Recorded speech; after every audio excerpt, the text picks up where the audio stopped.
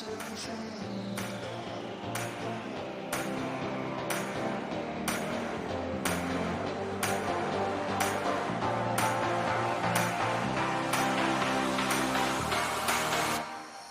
no, Beth York goes crashing down. Determination, the suffering, the ability to... And she's unleashed everything in this attack. See just how much that win means to him. All the marvels. Kayla versus Allison and to the line.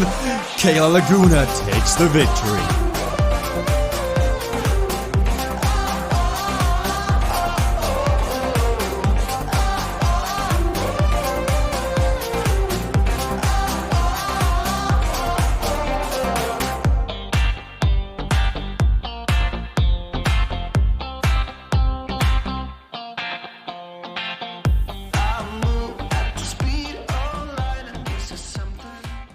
Hello everybody and welcome back to the CVRcade World Cup. If you're returning in from Zone E this morning, well, welcome back.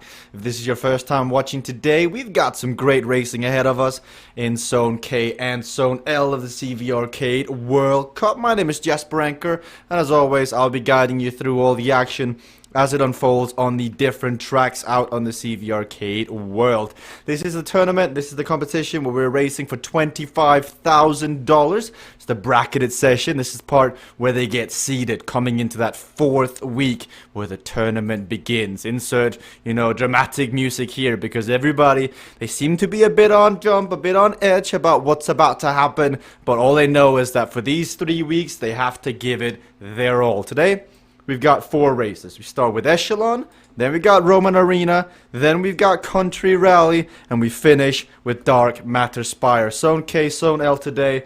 We've got some good racers on the broadcast today. Let's go speak to one of them first. Ryan, this morning your team members, Velocity Vixens, Carl Axel Sander, Beth York, Joyce De Smith, they brought their A game. What did you think of the efforts from your team members this morning? Yeah, unfortunately, I was still sleeping when they were racing this morning. But I watched the replay back since then. They did an awesome job, both working together and some efforts on their own. Beth nearly going wire to wire on Roman the second race, and then, Carl battling out with the 2 cycling up guys at the end of Dark Matter Spire to take the overall win. Really proud of them. Trying to honor Carl Axel's victory by taking the 45-degree angle camera view since he's not here to show us that for this Omni. For this one, Ryan, I believe it's you and Jeff. Will you be able to take up the baton, take the torch and run to the top? Yeah, I mean, that's our goal. I'm just trying to see what other teams are out here. It looks like CCC's got a pretty strong contingent. It looks like Niels is back for more. He had an impressive effort as well, all around in Zone E this morning. So he'll be tough. And then, I don't get to race Moti very often. We have a special connection, and I see him in the race too. So it'll be fun with all of us out there. Does that give you a bit of extra motivation to go hard, knowing you have friends and family out there racing with you? Like I've said, it gives me extra motivation. That is such a dad joke. Let's deduct 10 points from Ryan Goldenberg heading into the racing.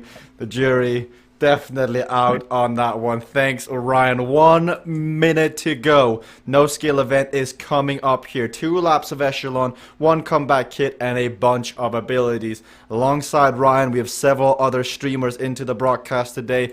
Quentin Mullinays has been so strong here in the Zone case. He'll be one to log out for. We've got Ben Shuilong, always polite, always comes in with the early message to me saying, Jesper, can I stream in? And yes, that does get you a slot in the broadcast, so learn from Ben if you want to get in. Nigel Doyle from Team CCC. He's racing both today. He's loaded the gun and is ready to pull the trigger. Kayla Laguna is back for more. She was up very early this morning.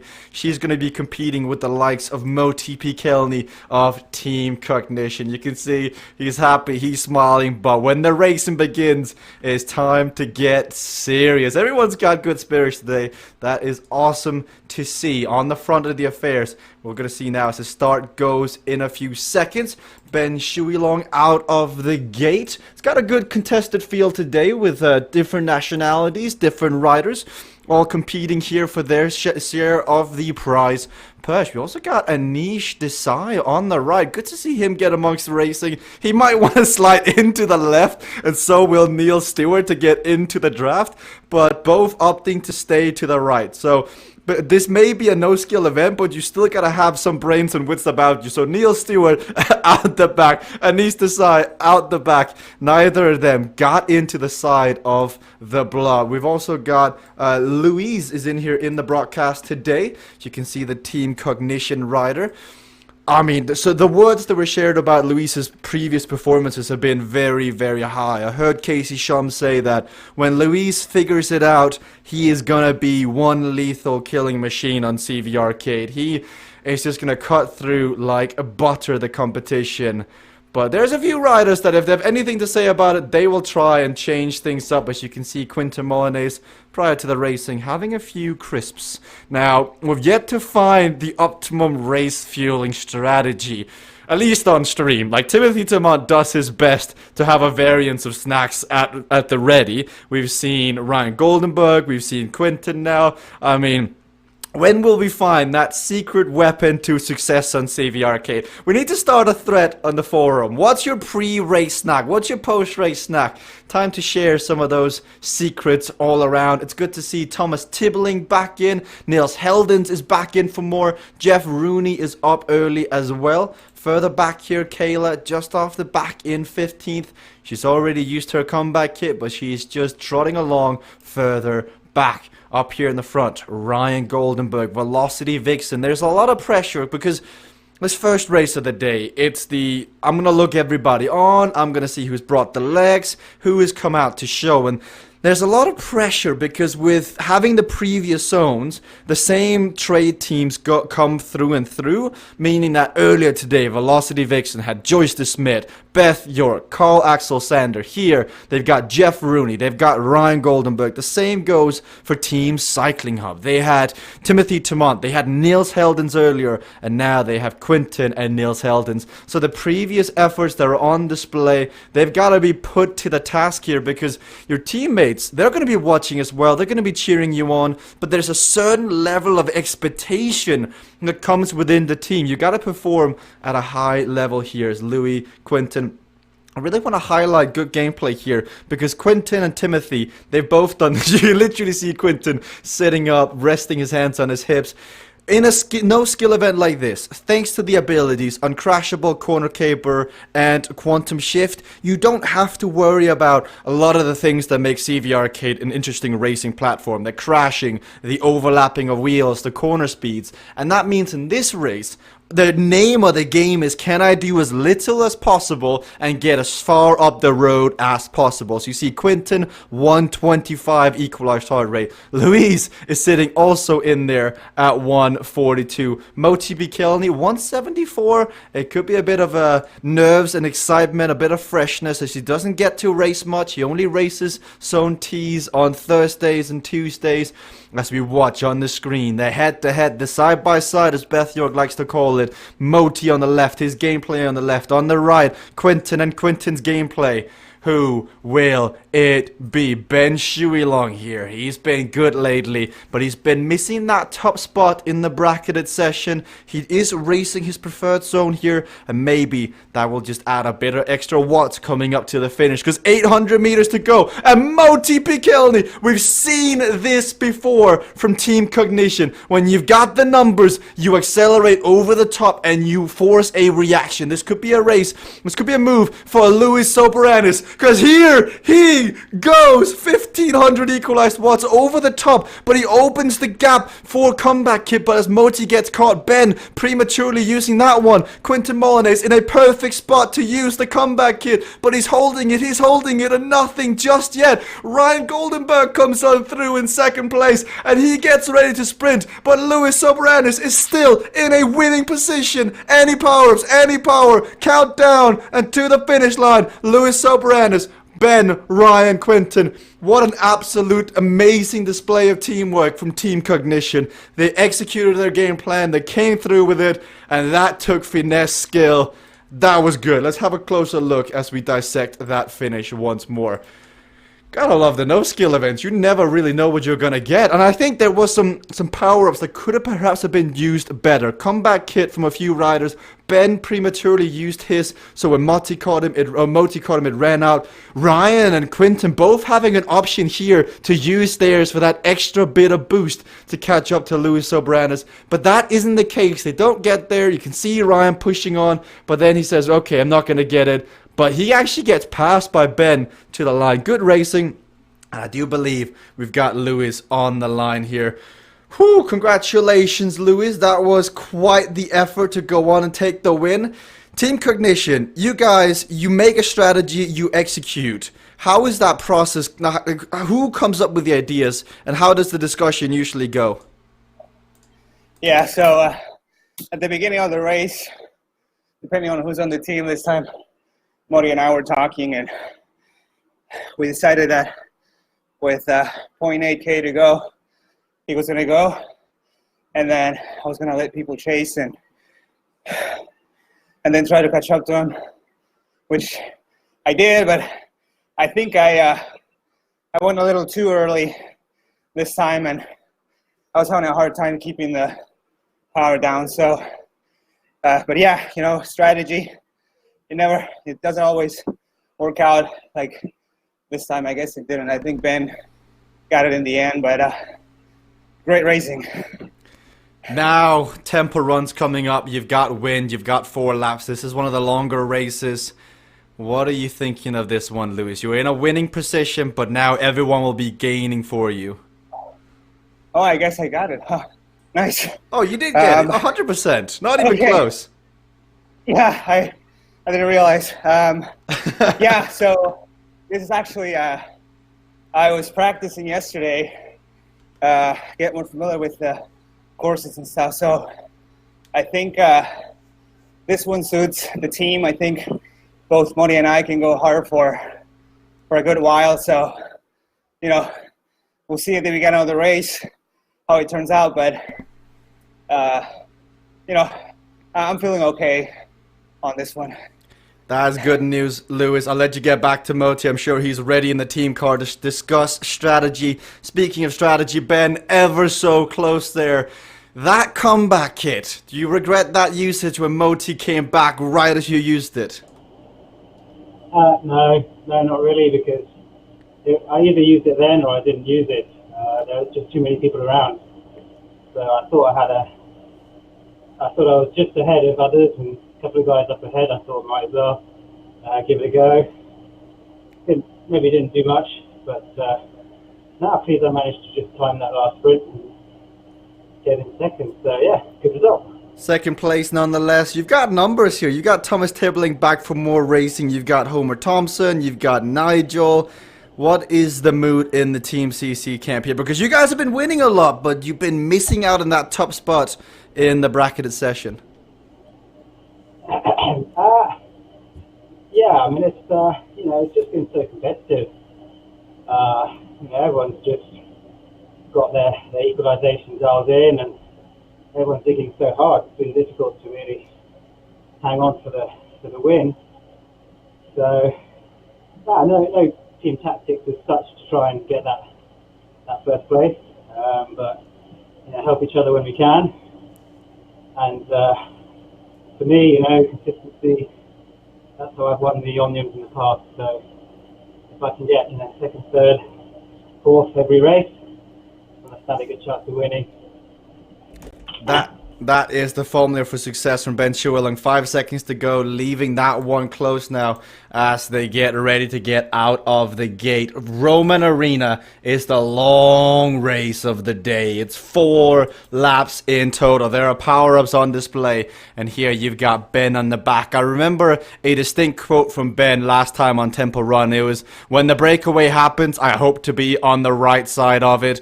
but you have to be there. And you see, early out of the gate here, a bit of trouble here for Ben Shuilong, as the attack is going away. As you can see, Ben just being distanced off the back. As you can see, Ben moving on up, maybe just waiting for the bots perhaps here with Homer, with Kayla, as you can watch now. On the front, Quentin Molyneux is there. He's sitting at the back. So strategy from Quentin Molyneux. Now, I do hear that I believe we've got a racer who usually races a lot. A person who's the man behind all this initiative, making the CVRcade World Cup possible. He is in on audio. Frank, can you hear me?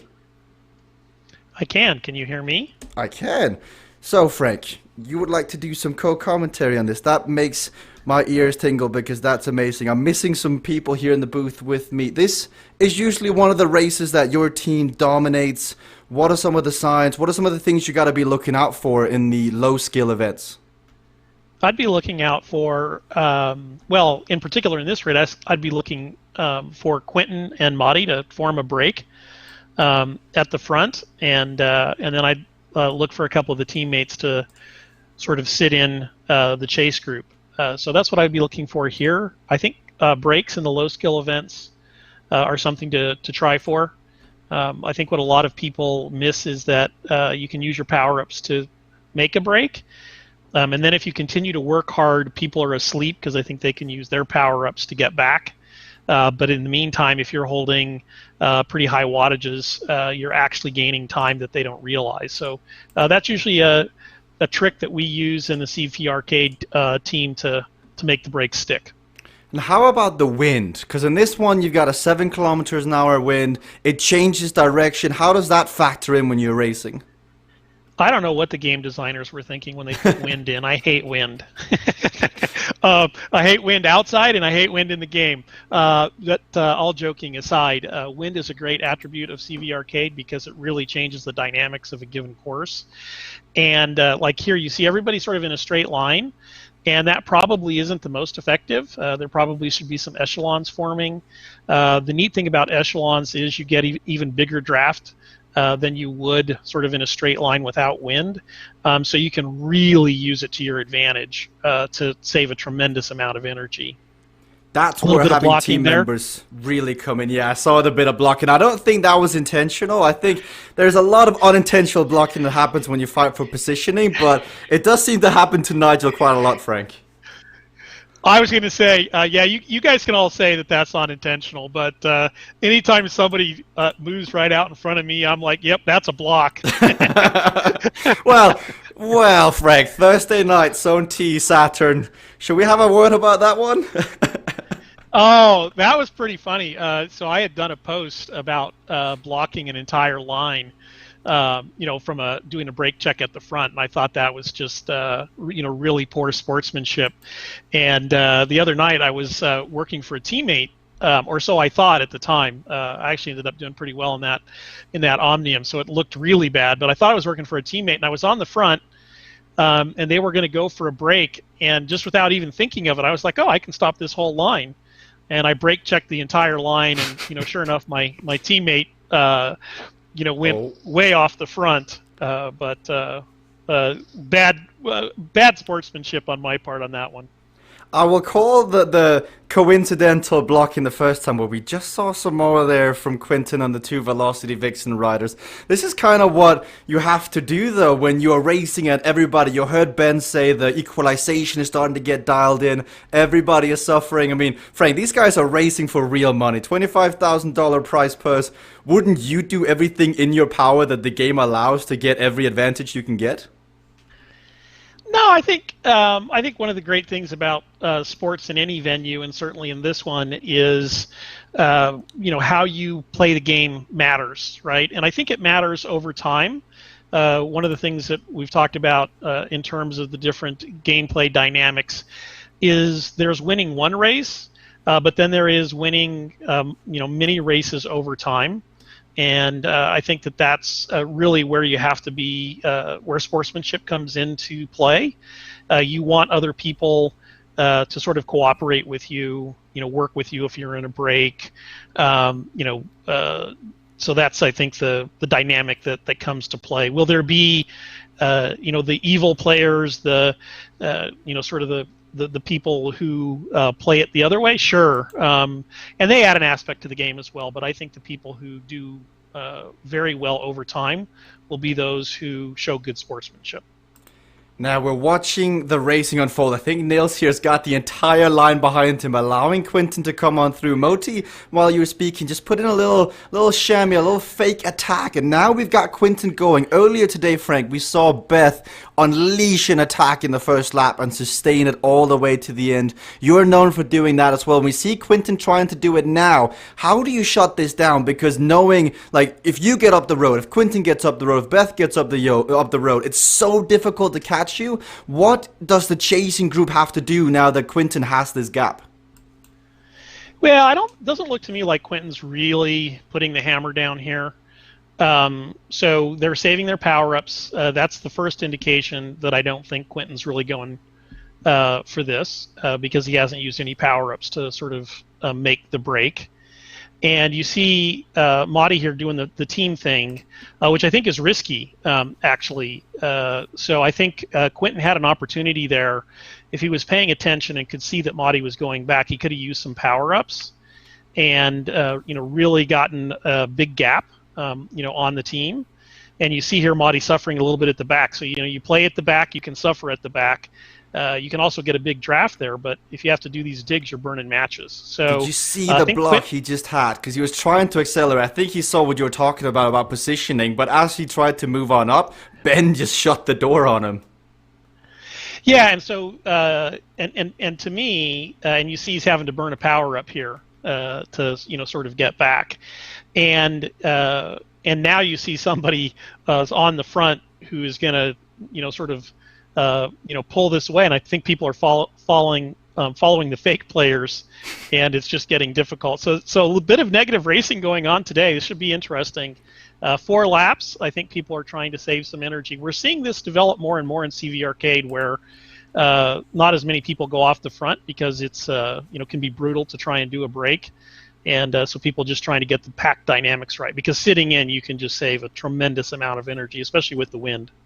I also think the racing has evolved quite a lot, because in the initial early days it was, okay, I think I can go far, but as everybody gets more and more equalized, now we see Quinton and Moti put down the power on the front, so you get more and more equalized. It takes more and more to get away, because you're actually having to produce that long effort. But Nils and Quinton here, Frank, this could be a very dangerous attack. 2 team members have a bit of road space, and it's only really Ryan and Moti there. Nigel having to burn a power, but this is daylight, Frank. This could be a decisive moment. Yes, and this is interesting. I think Madi's waiting for teammates, would be my guess, to make it through the pack and maybe work together, or maybe he's just thinking that the pack will, with the fake players, will pull people along. And I would normally say that's a mistake, but we got a lot of people hand-holding today, it looks like, up in the front group. They're just not going hard. And so it looks like people are just trying to get other people to burn matches and or make a straight breakaway. But it's interesting what Cycling Hub is playing here. It seems to me that they would have wanted to be 2-on-1 in a break. If I was Cycling Hub, I would have really hard and then just destroyed Ryan at the end with some gapping. But it also comes down to how much Nils has left, because Nils, he raced hard. For those who saw the highlights on YouTube afterwards, Nils' face, like, he was purple come the end of that. And that was, what, 6 hours ago? 5 hours ago? I can't imagine he's got too much left in the tank, so perhaps they're making a calculated decision. And Frank, this set of scoring multipliers, they've raced with it before. We raced with this on Thursday. They understand that what comes up next after this race usually sets the tone coming into the last race. Do you think they're thinking towards Country Rally?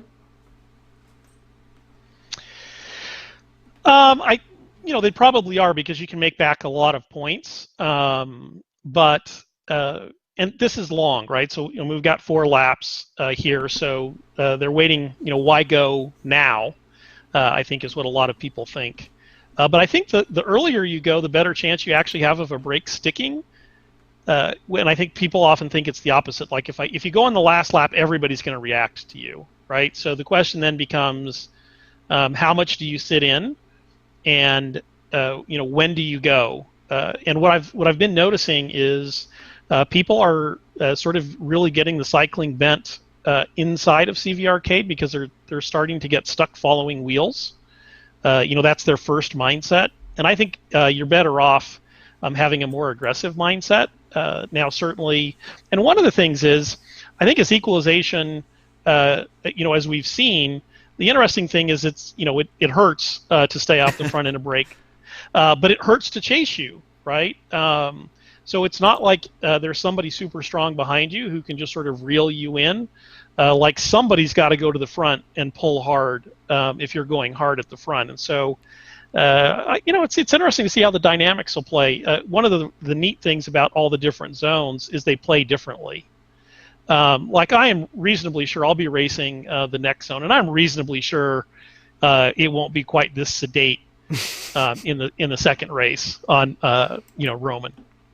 It's funny you say that because you shouldn't have favorites. Zones are like children, but like Zone E and Zone T, they race so differently than K and L. And it's so, because we've broadcast K and L for the last 9 months, but you have Zone E and Zone T that allow for different people to get on the broadcast, to get in the game. And the way they play out, they're just so team oriented. And that's only really recently coming into the K and L zones now, where you see Cognition, Velocity Vixen, Cycling Hub, CCC, and CV Arcade.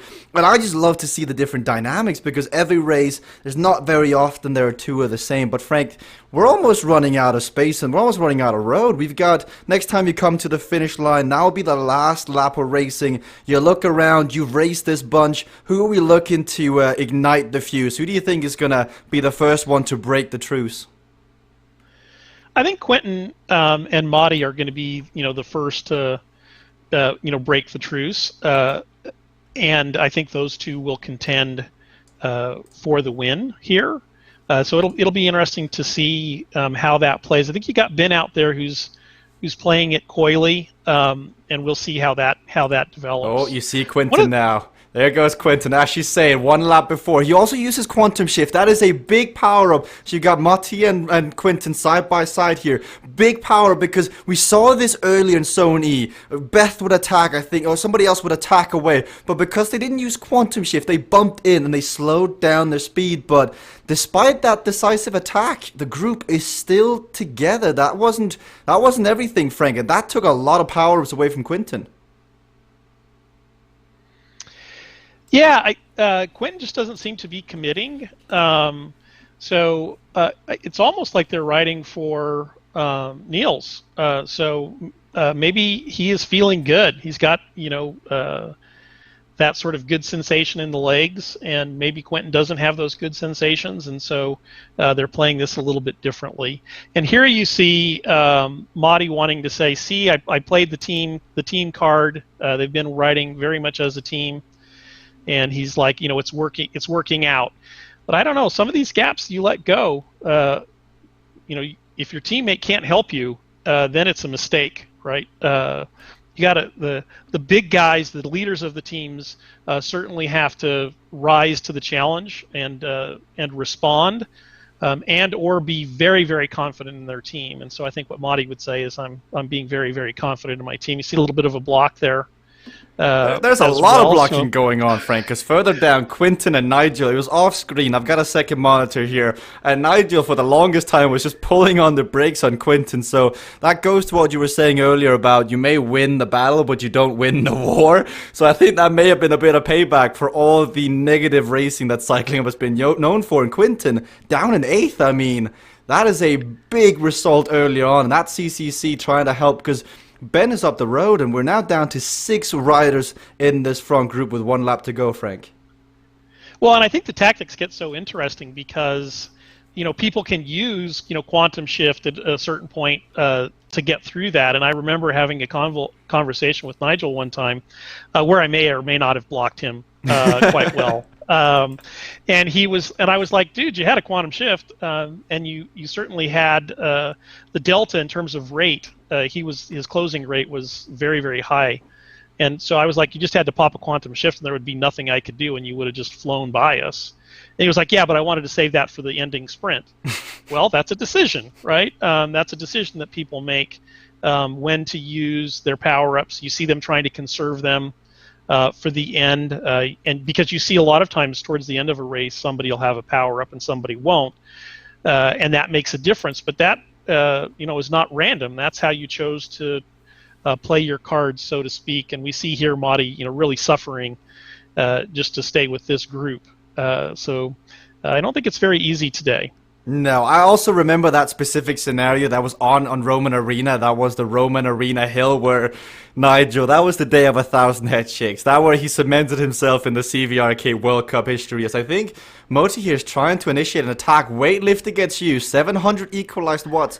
But everyone is just missing that bit of sharpness when it comes to their attacks. No one has committed 100%. And I think once more you see this is for his teammate. Luis did win the first race, but he is disconnected. He's down in 5th, down in 6th, and he's going to have to make up the gap. 1.7 kilometers to go. It's wide open now. Will Moti shut down the door? Luis has got the gap. He hits Niels, but Niels gets on through. Frank, how do you think this will pan out now with the two riders up the road? Well, I think they'll definitely be committed at this point. So I think the break will form in proper here. And you see Madi going to town on trying to keep people at bay. But you can only do that a little bit. But it can certainly dishearten you as a rider. We talk about that block on Nigel where he had just a tremendous amount of momentum. And you get very excited because you're like, oh, I'm going to go buy these guys and they're not going to be able to catch on, or it's going to be very hard for them. And so you're super excited, and then somebody blocks you and you flip. Your emotions just totally flip, right? You're like, oh, that's just horrible. All that work I did to get all that momentum is just vaporized. And so that's a really fun aspect of what happens in CVRcade as well. It's unreal what we're seeing here from Niels Heldens, known as the Tempest amongst the racers. He's got a 3-second gap. Luis Sobranes has been caught, but he's now hooking up with Ryan Goldenberg. Jeff Rooney, the teammate, is further down, but it comes down to what power-ups you have remaining. I think Ryan may still have both his weight lifted and path of least resistance left. May have used one path of least resistance. They have to make up a 5-second gap, and with 600 meters to go, this is where, if you're Niels, you're 100% committed. You just stick with it. You don't need to sprint if you can ride away. But Luis Sobranes, Ryan Goldenberg, they're both close now, Frank. I mean, we're looking between Luis, we're looking between Ryan. Heads up sprint between these two. Who do you got?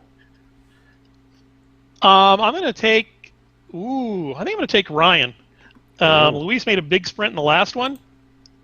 So I'm going to see if Ryan can play here, and he's got the power-ups. Yeah, he does. 1,000 equalized. Niels Heldens way up the road, and Frank does rightly pick Ryan Goldenberg because look at the daylight that he creates. So big that Luis Sobranes just sits down and goes, nope, I ain't got this. But the Tempest, Niels Heldens, team cycling, a very sedate racing. Definitely tough, but a lot of looking around. Ryan Goldenberg with the power-ups takes second. Luis Sobranes third. The sprint for fourth is very close as Ben pays back some of the blocking on Moti. Jeff comes in 6th. Nigel Doyle down in 8th.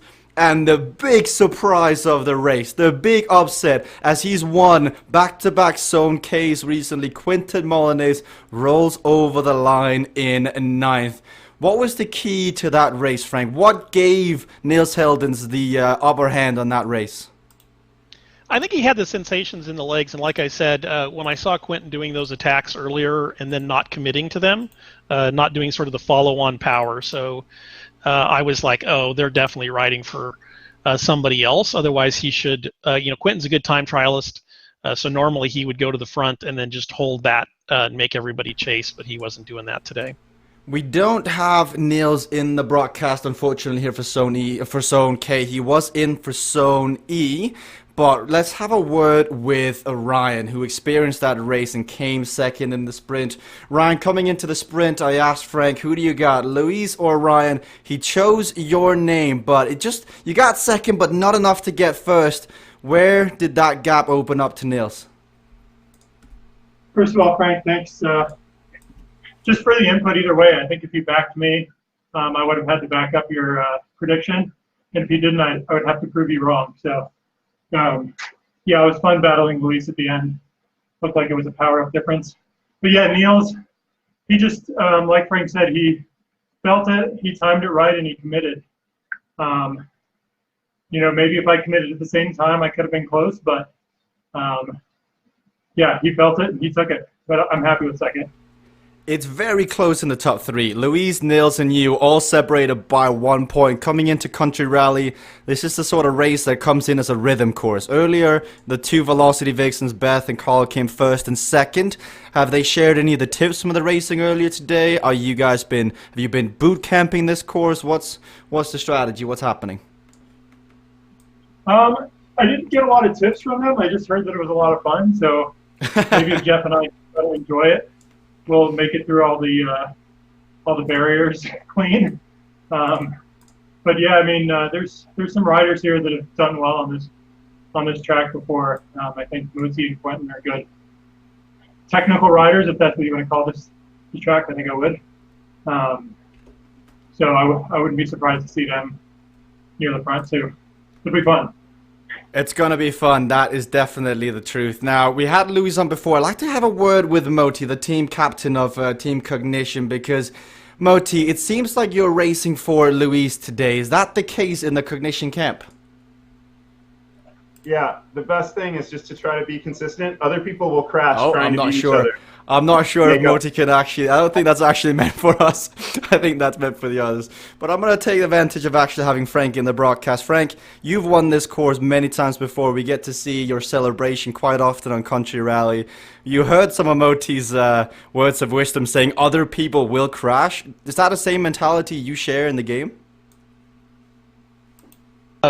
Yes, I think you get out early, you get out in front, you get into a rhythm, and then you just avoid the hay bales and the fallen logs. This is a completely different kind of race as to the last one, and then you just have to, sort of. There's no wind on this course, so that'll make it a little bit easier today. But if there's wind, you certainly have to pay attention to how that will change the dynamics. You got a couple of tight corners that you can crash on, and yep, you just wait for the other people to go down. I call it my ping pong racing, which is just wait for the other guy to make a mistake. Just keep returning the ball until the other guy makes a mistake. And what about sprinting out of the gate? Like the power-ups you have, uncrashable, wind at your back. Like normal convention would say use them at the very end, but we've seen the most successful people use it right from the beginning. Oh, absolutely. I would be sprinting as hard as I could with wind at my back out of the gate and hold that all the way to the first corner and then use uncrashable. Uncrashable is a little bit dangerous here. The reason being is corner caper I like more on this course because uncrashable puts you into the barn. You can certainly make it all the way through the barn, but then it's easy to crash in the next corners. So it's hard to do. We'll see. Both the two CCC riders have used a wind at their back, and now Ben uses Uncrashable. They've been up there, but this is one of the teams that struggle with keeping the rubber side down. But they've come out to an early advantage here, and they want to make up for some lost points as Jeff Rooney crashes. Thomas Tibbling uses his power-ups. Luis has done quite well for himself, not used a single power-up, and has overtaken Nigel Doyle, who's already used one wind at his back. This was the race where we saw Nils Heldens and Timothy Tamont get outclassed earlier today by Velocity Vixen, and it could be the case once more. But this, Frank, this shakes the onion on its head as Ben Shuilong, he was fighting for secondary positions. He came second in the first race, didn't have the best of races on Roman Arena, but with one race like this, you go right back at the top of the podium. Oh, one of the things that's really I enjoy the most about racing CVRcade is a couple of things. You've got sort of the early power-up people. I would be one of those. You've got some of the late power-up people. Looks like Luis is one of those. Looks like Ryan might be one of those. Tim Fulford is certainly one of those, and he does, certainly very, very well, with that. And then you have this whole Omnium scoring and the score multipliers, and so you can kind of think to yourself, Ben took it early, easy earlier, and sort of saved it up for this race, and you see he could easily be at the top of the podium going into the last race of the Omnium. So there's a lot of dynamics at play. Luis has put in a lot of effort. So my favorite here is Ben. Oh, That is an interesting take as we see Louise and Ryan on the screen. They're second and fifth. They were close coming into this one. Frank saying Ben looks to be the favorite. We'll see now. I mean, it'll be tough to see if Louise can come through with it, but having Moti as your team leader and team member out on course, come through the barn. And this, for some reason, Frank, it's the hay bales that get people. It's not the logs. It's not the barn door. Why is the hay bale such a dangerous area on course? Couple of reasons. You're coming out from the barn, so you don't really have the visibility, and then you're around another corner. And if you're in any sort of traffic, you start to panic a little bit if you haven't set up your zone correctly. And you lean in the game, right? So when you lean, sometimes you're not exactly sure. Your sight line's a little bit off, and that's what causes most of the grief in the hay bales. Sorry, I'm just keeping a look. It looks like we've got Jen and Aaron racing later on as Nigel almost catches Ryan out guard. Jen and Aaron getting ready for the next race, and I see, unfortunately, it looks like they've just kicked out Ben and Quinton from the racing, so we can't see their faces.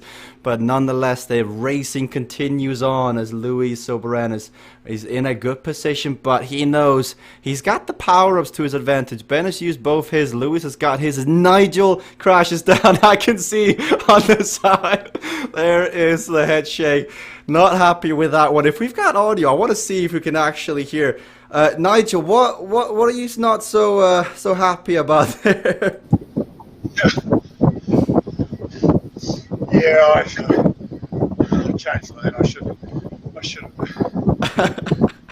That's cruel. Let Nigel get back to it. But you heard he was trying to change lanes in the corner, and that's when you take a tumble. Ryan on the front. It's close now as Frank, here's Ryan's moves. He's got wind at his back. He gets ready to use Uncrashable. Do you have some sort of marker you look at to use Uncrashable? Because it only lasts for 10 seconds, and if you time it incorrectly, it can run out in a corner and you crash no matter what. Yes, and I've done that before. You think you're going to make it, and maybe wind has changed the course a little bit, so you're sprinting for all you're worth, and you went into a little bit of a headwind, and you crash right at the end of a corner that you've practiced 100 times to make it right, and that's where wind changes things.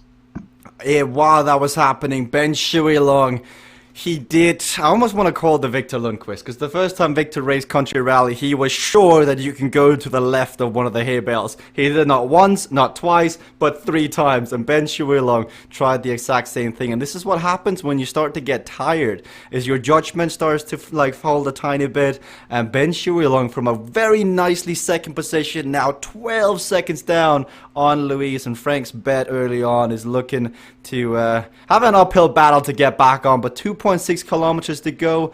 Frank, do you think it's possible for him to make up the next few gaps without any power-ups?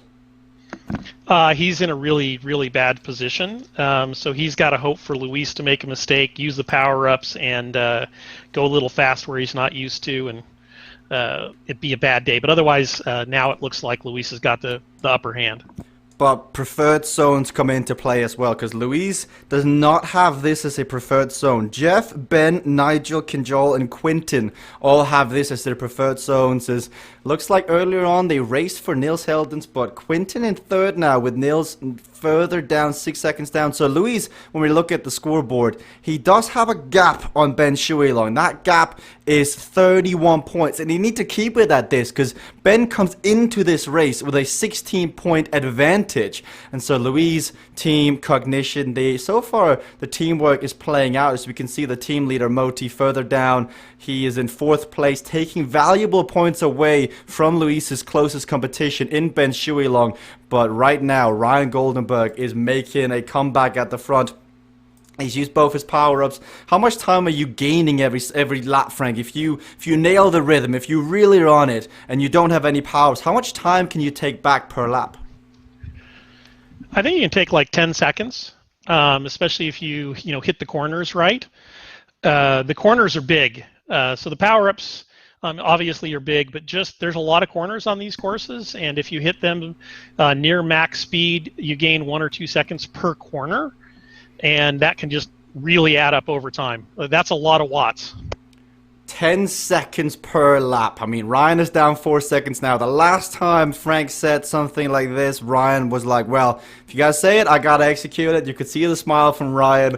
Can he do it? But here comes Luis Sobranis. This is what he's been waiting for. Wind at his back, but this is where you gotta be careful because you're in a winning position. You get a bit excited, you use your power up, and suddenly you're like, oh, I just should have just not pushed it. I should have been keeping my calm, but 4 seconds is the gap despite the power from Luis. This will be very interesting to watch unfold. Luis on the left, Ryan on the right. Scoreboard is separated by 11 points. We've got one more race after this. Dark Matter Spire, and that will be it for Zone K. Luis comes up to the hay bales. Ryan is there. Quinton is further down. Moti B. Kelney. And this is where, oh, Luis! It's not Quantum Shift! It's Uncrashable, thinking he can phase through the butts. He hits the Uncrashable. Oh, Frank, that's just a heartbreak right there. Yes, there's a lot of heartbreak inside of CVRcade. You've really got to keep your mind in the game, and no matter how smart you are or how smart you consider yourself to be, when you're at 195 on your heart rate, it's easy to make mistakes. Oh, so, like, this is what happens when you get into that, like, happy puppy mode. You're like, yes, I'm gonna win, I'm gonna win. And, I mean, it's so funny. When you think Uncrashable also allows you for Quantum Shift, you're used to facing through objects. And with 300 meters to go, Ryan versus Luis, you got both on the screen. Very important point on the line here. This can totally shake up the Omnium. First and second, Moti uses Uncrashable, but it's too little too late. Coming into the sprint, Ryan, 800 watts. Luis and the inside with 600 as he slams into the back. Oh, just choosing the incorrect line. And oh, it's just 1 meter between them. Both synchronized, looks down, catch their breath. But Ryan had an opportunity there, but Luis choosing the right lane. Ah, that was very close. Further down, Moti B. Kelney will take third. Quinton over the line in fourth. Moti still giving out advice. Nigel further down. But that was good racing, Frank. Yeah, that was absolutely great racing. I thought Ryan had the sprint there. Luis has done a little bit more work, and but you can't go through somebody there unless you had a quantum shift, and so he had to choose a different lane, and it's hard to choose that outside lane because you got to go a little bit further, and that distance matters, and so I think Ryan chose to stick it there. I think Ryan had more momentum. I think he had the watts, and you see the sprint from the back here. Ryan choosing that side, and if he just...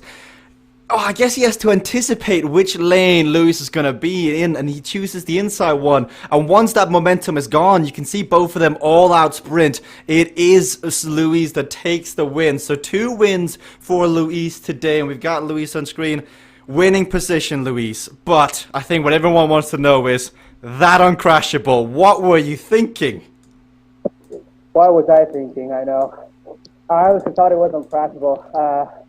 And when I saw the little, the picture on the screen, I was like, oh, that's a weird Uncrashable. I hadn't seen that before. And then I slammed on the back of, I don't remember who. And then I realized, oh, okay, that's not the right one to use right now. But, I was telling Marty that, I think I told you too, like, I was practicing country rally yesterday, and I had my lines picked, and I thought, well, of course, if someone's ahead of me, I'll have to choose another lane, but, I tried to stick with what I knew, and sorry to Ryan, I could only go right there. I think I blocked him, so sorry about that.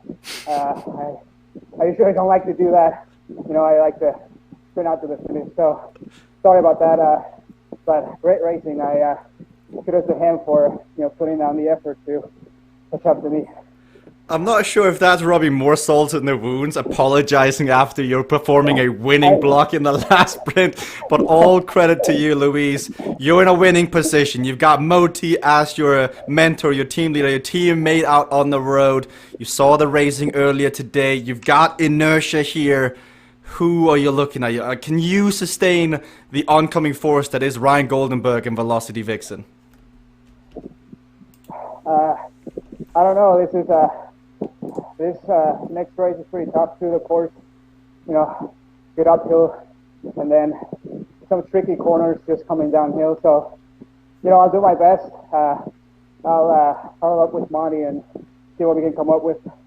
We'll let you get back in the team car. Finishing words from Ryan Goldenberg. Ryan, coming into this race, 11 points down. That block could be the end of the day for you in terms of the Omnium. You got to pull out one heck of a result here.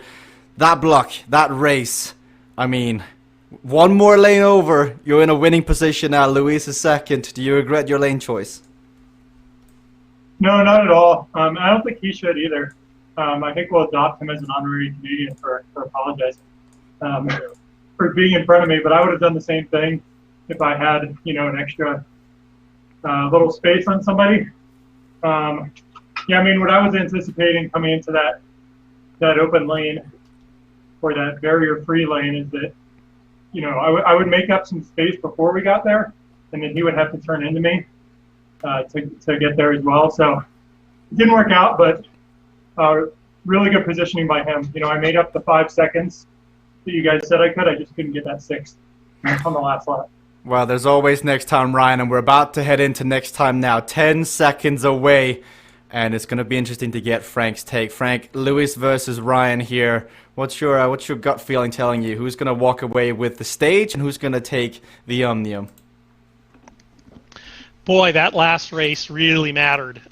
They'd swapped positions, and I think if they had swapped positions, Ryan would be really, really in the driver's seat because of the energy expended so far. But now, Luis just has to finish right behind Ryan, not even in front of him. So I think Luis is going to take the day. But Ryan will be close, and we'll see if there's maybe a little more blocking. Velocity's been known for a little blocking, and maybe they'll try and get Ryan up the road and a Velocity Vixen teammate in between and keep Luis at bay, and then it'll go to Ryan. And the secondary positions are just as close as you got CCC here using wind at their back and their inertia very early on. Thomas Tibbling, Nigel Doyle wanting to get away. 3rd through 7th, even through 8th, is within 10 points of each other. So the secondary positions all do matter. Quinton Molinez also back on the broadcast. Good to see our friend from Belgium. Ooh, he avoids the block from Nigel skillfully. Keeps his momentum. That 7 kilometers an hour different can be all that matters. Neil Stewart is up there, and you look at Ryan and Luis. Oh, Luis is getting away from Ryan at this point. Frank, could this be all over already on the first lap, Frank? No way. These guys will go hard, and one of the things that's happening here is that you certainly have to all these people being off the front are actually really good for Ryan because there's a lot of numbers that he can get in between him and Luis in the end. But if he's got any power-ups, I'd certainly be using them. I think he may have been waiting for Jeff, his teammate, to get back up. But sometimes when you're racing for your team members and you wait and you're trying to hook up and you get in that pace line, you lose so much valuable time because that may work on the low skill events, that may work on the longer races. But here, it's only 3 laps of Dark Matter Spire. It's 7.1 kilometers. So with a 7-second time deficit to make up, Luis is in a winnable position right now with a 23-point gap. And Ryan has got to be careful, Frank, because Quinton is only 7.5 points back. Absolutely. It's you're really seeing this interesting team gameplay where people pull back together, wait for teammates, and sometimes it works, sometimes it doesn't. We don't have wind here, and I think wind really changes things. I think what we're seeing, the biggest product of wind, all joking aside. Oh, Lewis gone down. Lewis has crashed. All those numbers, sorry Frank, there were so many riders up there, and just like that, now he's going to have to extend another match, and this will open the door as Jeff and Ryan pass Luis. Sorry Frank, that was a very decisive moment, and that allows Ryan to take back very important points. Yeah, that's a mistake that may cost him at the end of the day for sure.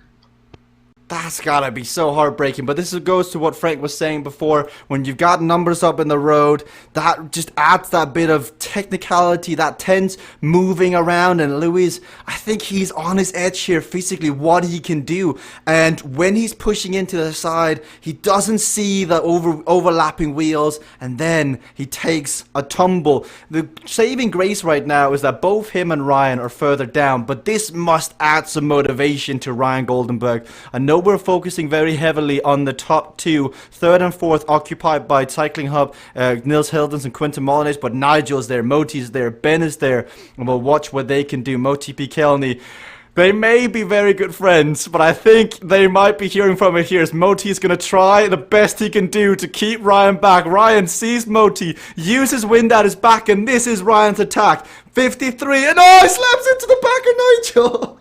I think those words that came out of his mouth should not be repeated. Oh, you could see the effort as he went so hard, Frank. How much does it matter having that inertia at 60, at 55, or down at 45, which is now the case for Ryan? Oh, that is just, it's just a horrible feeling. You've just put in a huge attack. You're already hurting. And your heart rate's really high, and you put in this attack, you're like, this is it, I'm going to do it. And you get all that momentum, and you're just like, yes, I've got this, I'm moving away, I'm leaving Luis in the dust, I'm going to win the day, and bam, it all switches on a dime. It's hilarious to watch. I'm so sorry, Ryan, it shouldn't be, but we're watching some very friendly love here with Ryan and Moti. Moti is racing for Luis. Luis is now back 1 point ahead of Ryan at the top. It could not be close, and what Moti did was that he blocked down Ryan, but I think he looked at the scoreboard and realized that I don't need to be blocking Ryan. I need to make sure that Luis gets 4th place. So, Frank, I know you're one that has spoken about this before, but sometimes it's actually better to focus on positive racing than negative racing. Do you think that's what we're seeing right now? Absolutely. What you see is that people are learning that positive racing is actually more effective. It seems like the reverse, and it seems like it's easier to execute some of the negative racing tactics, but what you're seeing develop in CVRcade over time is that the positive tactics are winning out, and therefore more positive tactics are used. Now, Nigel Doyle has a chance to disrupt the leaderboard. Now, no one else but Nigel would love the fact to throw a spanner in the works if he can move on up, make it as close as possible. But this also comes down to Ryan versus Nils. Now, Luis has the advantage that he's also got Moti up here, so somebody further back needs to come up here and change the dynamic, because otherwise Moti will just break at the start-finish gap. But it's close, and Ryan at the front, he's just going to keep chalking away because he's got Moti further back, and then he's got Nils Heldens, the one to catch. Nils has been so incredibly strong lately, but Frank, you can be strong on CVRcade, but if you don't nail those high skill courses, they're usually the ones with the highest scoring multiplier. You end up 3rd. I mean, that's what we've been seeing recently, especially here with Nils. Do you think he'll be going out and practicing some of the dark matter velos, the sudden lane changes, the country rallies? Oh, without a doubt. And you've got to race them too, and you just got to, find the groove, because doing them on your own sort of teaches you some of the rhythm, but you go harder in the races, and so that changes some of your timing, but you learn it as you go. Nigel without a power. Luis crashes again! Oh, all the hard work. 2nd crash for Luis. It is Crash City here from our California, and it's all earthquake as well as he's trying to get back on the Richter scale. Ben goes by, Nigel goes by, he's used his effort, and this puts Ryan at top. 7 points up there. Nils now has got a chance. Luis forced to use his inertia. Wind at his back. He's going to accelerate. He now needs to catch not only Nigel, but also Ben. Moti now, he will play the enforcer. We're on the last lap. 1.5 Ks to go, and 2 crashes from Luis Sobranis. You can be the best of the racer on the day, but if you don't execute as Nigel tries to put a roadblock in, Luis moves on by. That is one done. He's now up against Ben Shuilong. Moti is up there, watches in the distance. Moti on the left, Ben on the right. He doesn't even go in for the block. I think he's going to focus on some positive racing here. But Lewis, on the limit of what he could do. He changed his setup today specifically to perform while being on nanny duties. I told him prior to the racing, well, that's dedication, but if you don't pull it off, man,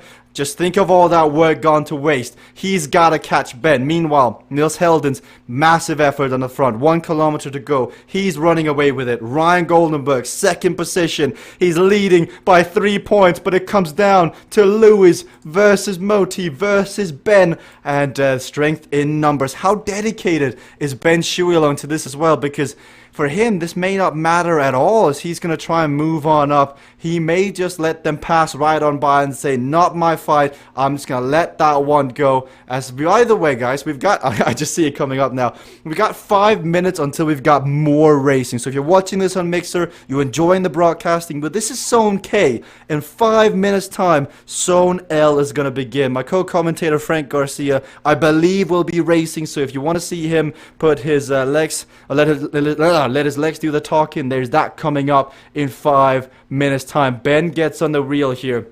Ryan's got to be careful too, because with 300 meters to go, Niels Helden's going to cross the line. The Tempest, fantastic racing here. As you can see what he's got remaining. He's on the finishing stretch.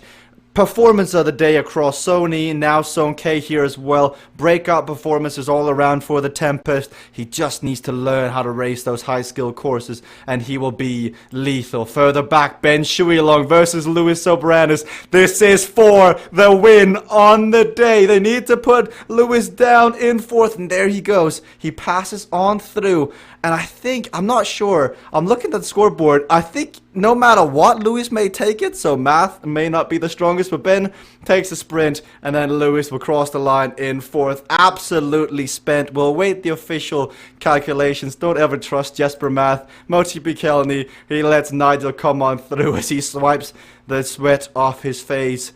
Frank, 4 epic races, an epic zone. You're racing up next. What do you take away?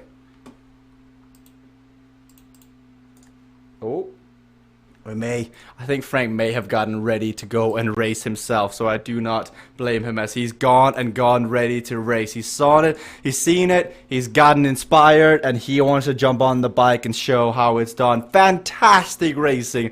I think the math works out that Lewis takes it by 1 point, so Country Rally was the end all and be all, so the math, sorry. Excellent racing nonetheless, Luis. Just catching his breath. Fantastic racing. Team cognition, executing it. Luis, congratulations. I believe you take it by 1, pending official results. Don't take it, but I think you do take it. How proud are you of that overall win? Oh, I think there's been so much sweat in his headphones. Unfortunately, he's cracking up the microphone. We'll let Luis figure it out as we've got Ryan as well on the stream. Ryan Goldenberg, I think you take second place by 1 point. How was that race? How was that that set of racing looked tough? Yeah, it was. It always is. Yeah, I was questioning my decision, as I think everybody was, to kind of hang back at the beginning. It worked out a little bit because Luis was, you know, again, honorary Canadian, letting me back in the race. But he did what he needed to, and that's where having a team really helps. You know, Moti and he were up there in the top 5, and Moti had the ability to let Luis by him and take the overall win. But yeah, it was fun. I think it was 2-2 between Luis and me for each race. So yeah, head to head was excellent today. Now you're gonna have some more racing in Zone L. Do you have enough fuel? I saw you had peanut butter jelly sandwiches. I saw you had Oreos. Yes, Mixer what they want me to eat next. I've got PB&J, M&M's, Oreos. I'll eat a couple Oreos for you, Luis. That is funny. In honor of your victory. It's going to be good racing, Ryan, nonetheless. 1 minute 30 to go. A few riders getting ready. I want to get a few final words from our resident Down Under Kiwi, Nigel Doyle. Nigel, last set of races. It's not often we see you do 2 back-to-back zones, but you're coming into Zone L. This is usually your zone. Saturdays, Zone L. That is Nigel Doyle prime time. Is that going to be the case today? No, well, I've changed my zones because the clocks have changed, or US clocks have changed, so it was, but now I've put it back. What I thought I'd do with Al is go hard in this one in Country Rally, sort of go do 2 of them hard and the others just ride around. Well, Nigel, I believe this is prime time. This is Nigel Doyle's zone. Everybody else coming into Nigel Doyle's territory here, so you better be prepared. Nigel Doyle getting ready to race more. We got Aaron Starling getting ready to race in 30 seconds time. I believe we've also got Jennifer Garcia getting ready for more racing as Ben Shuilong has done a great set of races. We've got Frank Garcia out of the commentary booth. You don't see this in your NFL games. You don't see Joe Buck. You don't see Troy Aikman getting down from the booth onto the field to play the next game. But here in CVRcade and the CVRcade World Cup, we do things differently. Now, Zone L is going to be the same 4 races you saw in Zone K, but with different races. And the reason why we do this is because not everybody can race at the same time. So to allow for different time zones, there are several different zones in the CVRcade World Cup. On Tuesdays and Thursdays, we do Zone K and L, which is these 2 hours, and then we have a later zone that is Zone T.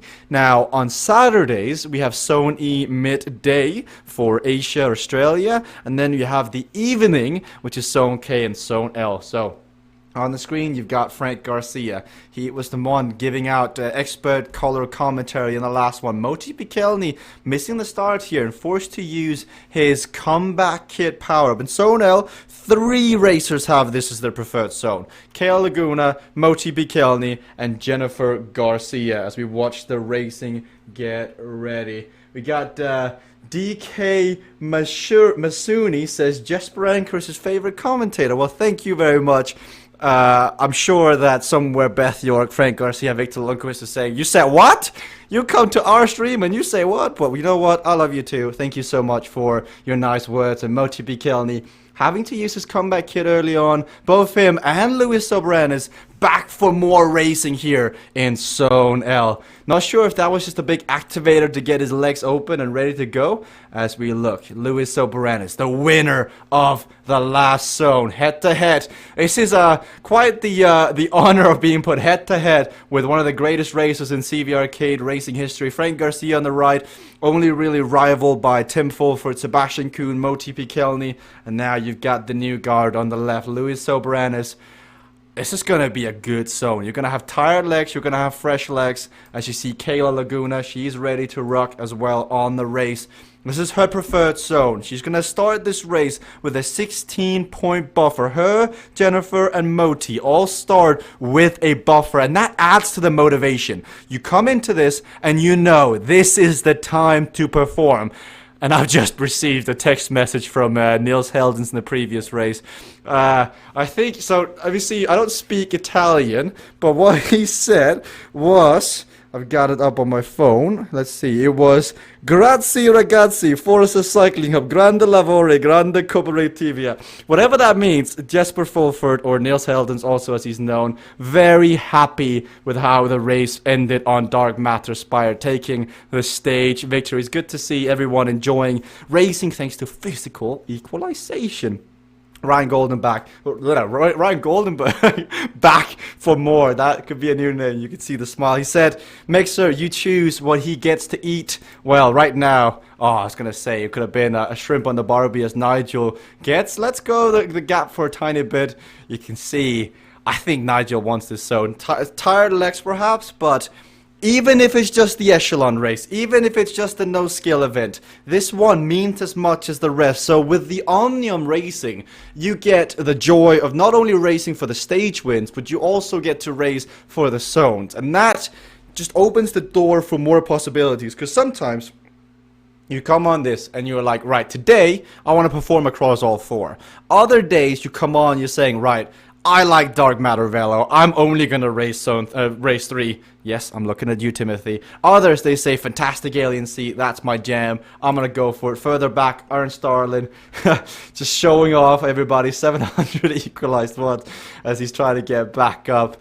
Sometimes it's just too easy as Moti now on the front. 1.3 kilometers to go. He's talking to Lewis. And this is where the in-game audio widget really makes a difference. Moti is talking to Lewis. They're discussing it. Last time they went with 800 meters to go. I think they may flip the switch. I think they may be racing for Moti this time around. You can see the smile on his face. They're definitely planning something in the team cognition camp. And the rest have got to keep an eye on it. Frank Garcia, he'll be looking at the right. He'll be scouting for the cognition riders. He had the advantage of watching the previous zone from the commentary booth, so he may be able to pick up a few things or not from watching it and understanding how the race unfolded previously. 800 meters. There goes Mati. There goes Mati. This is a carbon copy. 800 meters to go, and he goes once more. Why fix it if it's not broken? So Moti Pikelny, 900. He's not getting a gap this time. Maybe it's a fake attack. I'm not sure. But Nigel Doyle had to burn a lot. Frank Garcia over the top. 1300 equalized watts.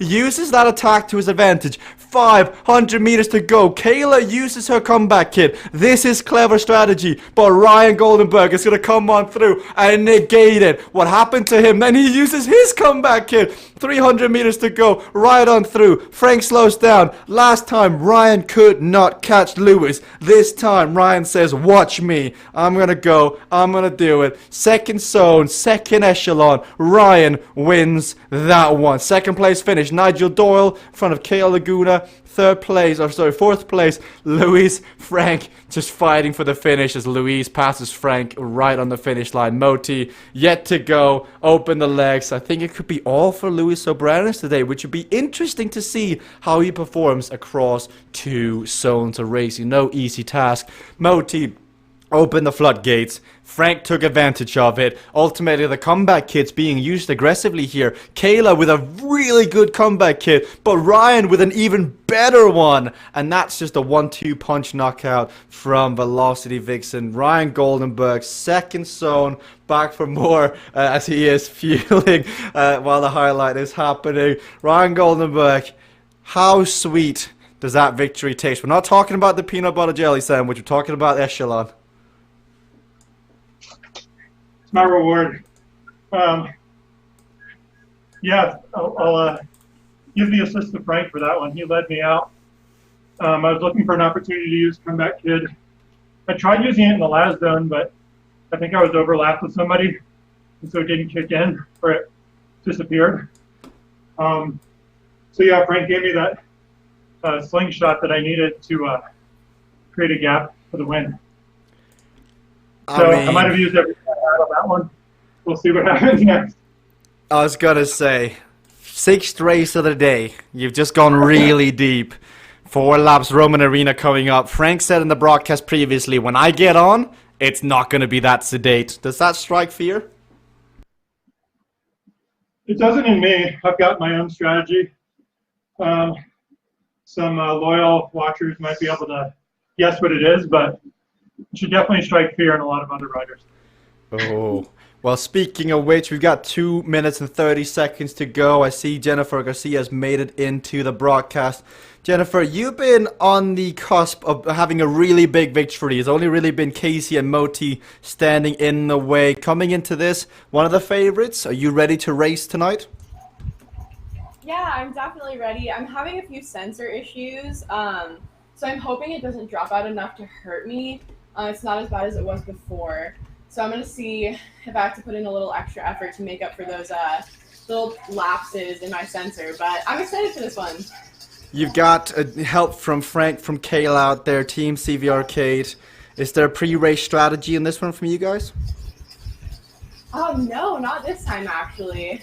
So we'll see how it plays out when we get out there. It's always changing. 1 minute 40 seconds to go. I'll let you get back. Moti Pikelny, if he's got audio with us this time or he's chatting to his teammates to see. Shake of the head. Moti, win in the last zone, coming into this one. Looks good for Team Cognition. Oh yeah, I am super stoked about Luis's victory. He did an amazing job. His performance on Country Rally was great. I mean, he went in there and practiced yesterday and knew that thing, he could have done it blindfolded. So it was really impressive. I'm really happy with that result. And we positioned ourselves well to be able to deal with the havoc that was Dark Matter Spire. So excited about this second Omnium. I tweaked my back a bit, so I don't know how much help I'm going to be, but excited to see how things unfold and to keep racing. I like it, Moti. 50 seconds to go. Roman Arena coming up. We look around. I think there's going to be a few scared faces because Frank Garcia, he is the wrecking ball when it comes to these sort of races. He comes out of the gate, he explodes with everything he's got. Path of least resistance, weight lifted, quantum shifts. He's set in the broadcast, and I go back to this. It won't be this sedate when I race, and I think everybody else should be keeping note of that because in this zone, Cognition, Velocity Vixen, they're in here, CCC, they're up against Team CVRcade in the green, and a fresh Frank Garcia, a fresh Jennifer Garcia and Aaron Starlin. I mean, look at how Jenna's raced. She's been up there with Casey, she's been up there with Moti, and now this is the chance to get to the top. Niels Heldens has been up there, Ryan Goldenberg has been up there, Luis Soberanis has been up there, and will she be the next one as the start gate gets dropped? There it is, Frank Garcia, weight lifted from the gun. Kale Laguna, weight lifted from the gun, and you can see the acceleration from Jennifer. This is exactly what we thought would happen, as from the gun, Frank uses both his weight lifters, so he wants to establish an early breakaway, catch everybody else off guard, and while they get set in, Team CVRcade has already gotten the gap. Moti Kelney trying to help Luis Soberanis, but how much is left for the two blue riders of Team Cognition? They're hooked up, linked up out on course as they have to avoid Kayla. Kayla putting on a block there on Moti. A bit of what comes around goes around, as we saw Moti block Ryan in the previous race. And so Kayla says, well, if you're going to do that, I'm going to do this. That puts Luis Soberanis in a position of having to close down that 10-second gap to the front. If Neil Stewart, who's at 200 equalized heart rate. Oh, I love Neil Stewart. In the previous race, Dark Matter Spire, he was up there. Now, here on Roman Arena, has he found his groove? He's at 201 equalized heart rate. He is a man about to explode. Somebody, just get it back. 201, can he do it? Kim Fairchild also out racing. 190 equalized heart rate. I saw him race Thursday evening Zone T in Saturn, and he was pushing it. 200 equalized heart rate. He was really having a breakout performance. He could do the same here today, but with a heart rate already elevated, it's going to be a tough task. Moti, path of least resistance. And this is what Frank is doing to the rest. Coming in here, using your power-ups proactively forces everybody else to react to it. So Frank used his power-ups in a position that he wanted to, and with great execution, forcing everybody else to use a power-up in a position they didn't want to use it in. And that's what we're seeing with Moti here, having to use the second path of least resistance just to get on terms with his team member Luis Soberanis. Looking up to the front here, Jenna Garcia, she attempted to bridge the gap to Frank from the early gun, but wasn't quite either prepared for what was about to happen as the gate got dropped, or perhaps just letting go, sitting on the wheel of the next riders, because she seems to be looking over at the riders nearby list, waiting for Neil Stewart, waiting for Moti, but Frank Garcia on the front. It's 4 laps of Roman Arena, and this is what this man does. He breaks away, he breaks your spirit, and he time trials to the finish line. Fresh legs, uses his path of least resistance. He's only got 1 left after this. 1 path of least resistance left, and 2 quantum shifts. Jennifer Garcia down in 3rd. She's on the hill. She's also using her path of least resistance. This is where you look at the scoreboard, and Ryan took a lot of points in the previous race, but he is sticking with the bots. And I mean, this is really interesting race dynamics, because you have got some that have already raced this race once, and they trust the bots with a full extent. If we go, I believe we've got Ryan on the audio. Ryan, you're sticking with the bots. Is this You believe it comes back? Are you saving some energy? What's the strategy here? Maybe it comes back, maybe it doesn't, but this is a pace I'm comfortable with. Looks like Nigel is too. Jim tried to hang with the lead group to start, but he's with us as well. So we got a nice little rainbow of thoughts I'm going to stick with. Well, good luck sticking with the butts. Nigel Doyle also joining you down here in the butt parade as they're just chugging along at a pace that you heard Ryan say he was comfortable doing.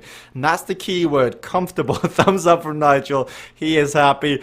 But somebody who may or may not be comfortable, 198 equalized heart rate from Kim Fairchild. This is what happens when you overstretch your limits. When you go to the front and you are like, I can do this, I can do this. And then there are moments when you realize, I have overstretched, I need to go back. And at 200 equalized heart rate, Kim Fairchild had hit the jackpot. He is there. Everybody, dinner is on Kim Fairchild on the front. Jennifer Garcia, Moti Bikelny, Luis Sobranis. They're making up the chasing group on Frank Garcia. But just 10 seconds back is the peloton. The butt parade is chugging along, and it's that time of year, and they're going to get back in most likely. So Nigel and Ryan taking a more conservative approach, or Ryan would say a more consistent approach, as they're sitting in and just relaxing, doing a comfortable pace, whereas Frank expending energy, Jennifer expending energy as she now blocks. You're going to see if she's going to try and slow down this chasing group. She has to be careful because they're going to just try and drop her. Jennifer Garcia here needs to get right back on that wheel because Moti and Louis, experienced racers, they know this is the moment to accelerate, break her spirit, make it so that she doesn't think she's got what it takes to get back on. You can see the two cognition racers. They're in a good position here, 178, 177 on audio communication, and Moti is just chugging away here on the front, 367, 400 equalized watts into the wind, saving the energy. And if they can take two zones back to back with the same racer, that hasn't been seen since the days of Tim Fulford, since the days of Peter Kastrup. I mean, that is a long time ago in CVRcade racing history, and that would be a very proud moment for those in blue as they pass through the course. Jennifer Garcia not giving up yet. She's sitting on the wheel. She's just off the back and she's closing it down. But we look back. All this commotion, all these power-ups, all this action, we look back like 15 seconds. There's Nigel, there's Ryan, there's Kim Fairchild, who's at 201 equalized heart rate. Absolutely insane what he's pulling out. He's earning himself some burgers and fries following this. Kayla is further back, Susan J. Neil Stewart, who was in a winning position, has now opted to go off the bike, possibly finding the nearest toilet. That's definitely going to be an effort that is going to sting for a few days. But we go back, and here in Picnic Land, Ryan Goldenberg sitting in, happy to be on the wheel of Elisha, of Howard, of Wilbur. And up the road, you can see a little figure, and that is the chasing group of Moti, Louise, and Jennifer Garcia. This group is going to bring it back. I mean, these buds, they've got great work ethic. They don't mind taking turns in the front. You can see Alexander and Thomas, they're working 9 to 5 here while Ryan just sits in at 169 equalized heart rate. When you go to the opposite side of the spectrum, speaking of comfortable, here's Frank, attacked right from the gun, used both his weightlifters to initiate the gap. And I don't think he would have thought he came into this situation. You need someone with you, a Kayla, a Jennifer Garcia, a Neil Stewart. But now instead, you're keeping back the hungry pack of Team Cognition. Luis Soberanos, Moti Bikelny. They are quite powerful in the way that they can cooperate. Because look what's happening now. Luis takes his turn on the front. Moti has done his turn. And now when they link up again, it is the Californians' time to apply the pressure on the chasing group. We've got 4 races here in Zone L. The first race has already happened, and now we're into the second race on Roman Arena. Further down, Nigel Doyle. Last time we saw him, it was all thumbs up. I think he's realizing this could come back together Okay, they've still got their power-ups. Ryan, Nigel, they've got their power-ups. If Jennifer gets caught, if Moti gets caught, if Lewis gets caught, suddenly you're fighting for second and third. And that's big points on Roman Arena without having to spend too much energy. Because you saw in the previous zone, Country Rally makes a big difference. You saw Dark Matter Spire, it makes a big difference on the front. This is where having numbers as a team makes a difference. Although Moti has let go. This is part of the rocket ship. The boosters have gone detached back to Earth. Next, it's going to be the main body. The main weight is now pulling the weight as it's Luis Soberanis. 12 seconds down in time trial mode here. Trying to catch back up to Frank Garcia. You got Moti. Now, what's he going to do? Because what he should be looking to do here is stop the butt parade. He's going to see Jennifer Garcia in his rearview mirror. What does he do? Does he let her go or does he shut the door? And we'll never know as we head right through a tunnel. I think he tried to shut the door, but not doing it there. Oh, nope, shake of the head, not doing it. Let's see if we can have Moti on there. Moti, you've got a position here with Lewis up the road. Is everything going according to plan for Team Cognition? Yeah, everything is going to plan with respect to Luis is like the best team pickup possible. He's doing an amazing job. I can't keep up. He's got the hot hand and the powerful legs today. So we'll see if he can catch Frank. And we're about to get caught by the bot patrol here. The bot patrol. What's the take on blocking? I saw you shake the head. Yes, no, what's happening there? I wasn't going to block Jennifer coming through. That doesn't help Luis or help me. You know, the goal here is to try to deny higher spots to people to ensure Luis the closest or the furthest space from his competitors at the top of the board, because this won't be decided till the last race, I don't think. So, a lot of math. Perfect. Thanks, Moti. Thanks for taking your time with us. I love the cheeky little pat on the shoulder going, best pickup ever, Luis Soberanis, as truly cannot be understated. I've heard Casey say great things about Luis. I've heard, well, the day that Moti picked him up, I think Moti straight out said to me he's going to be one of the best CVRcade racers of all time, and so far he's living up to that potential as he is chasing down a living legend in Frank Garcia. 10 seconds is the gap. The butt patrol, the butt parade, whatever else you want to call them, they're further back. 20 seconds now. Luis Soberanis uses path of least resistance, but he is just consistently doing his pacing. It's going to be a heavyweight bout at the top here as they both just try and fight to get within reach of each other. They understand every single point is going to matter, and you heard what Moti said. It's going to come down to the last race, and let's not forget here, Nigel Doyle, Ryan Goldenberg, they're still within a shot. They're saving energy. Despite it being their second zone of racing, they're spending exponentially. I can't even talk anymore. I had the benefit of having Frank in the booth, of having Moti, having Ryan talk. Now I have to do the talking. What is this? But they have to spend significantly less energy following the bots here than Jennifer, than Moti, than Luis, than Frank. And you can see on the incline here, Roman Arena Hill, for the first time, Luis can actually see the green jersey of Frank. And that makes a massive difference because out of sight, out of mind, but he's very much in mind at this point. Side by side, look at the different postures. Frank, wide open mouth, head everywhere. Luis, very intently, very just has got that mission ahead of him. But your mind, your head might be saying go, but you ever reach a point where the legs go, sorry, I can't do it no more. As you see both looking up on the screen. The reason why their eyes are gauging everywhere is because they're looking ahead for that leaderboard. They're looking for the riders nearby list, because down here the bot patrol on the right, Jennifer Garcia, moves on up. The gap is 20 seconds to Luis, 30 seconds to Frank. It would take a serious effort, an effort that may not even be worth it at this point for this chasing group. But third place, that means you only lose out on 14 points in air quotation marks, 14 points.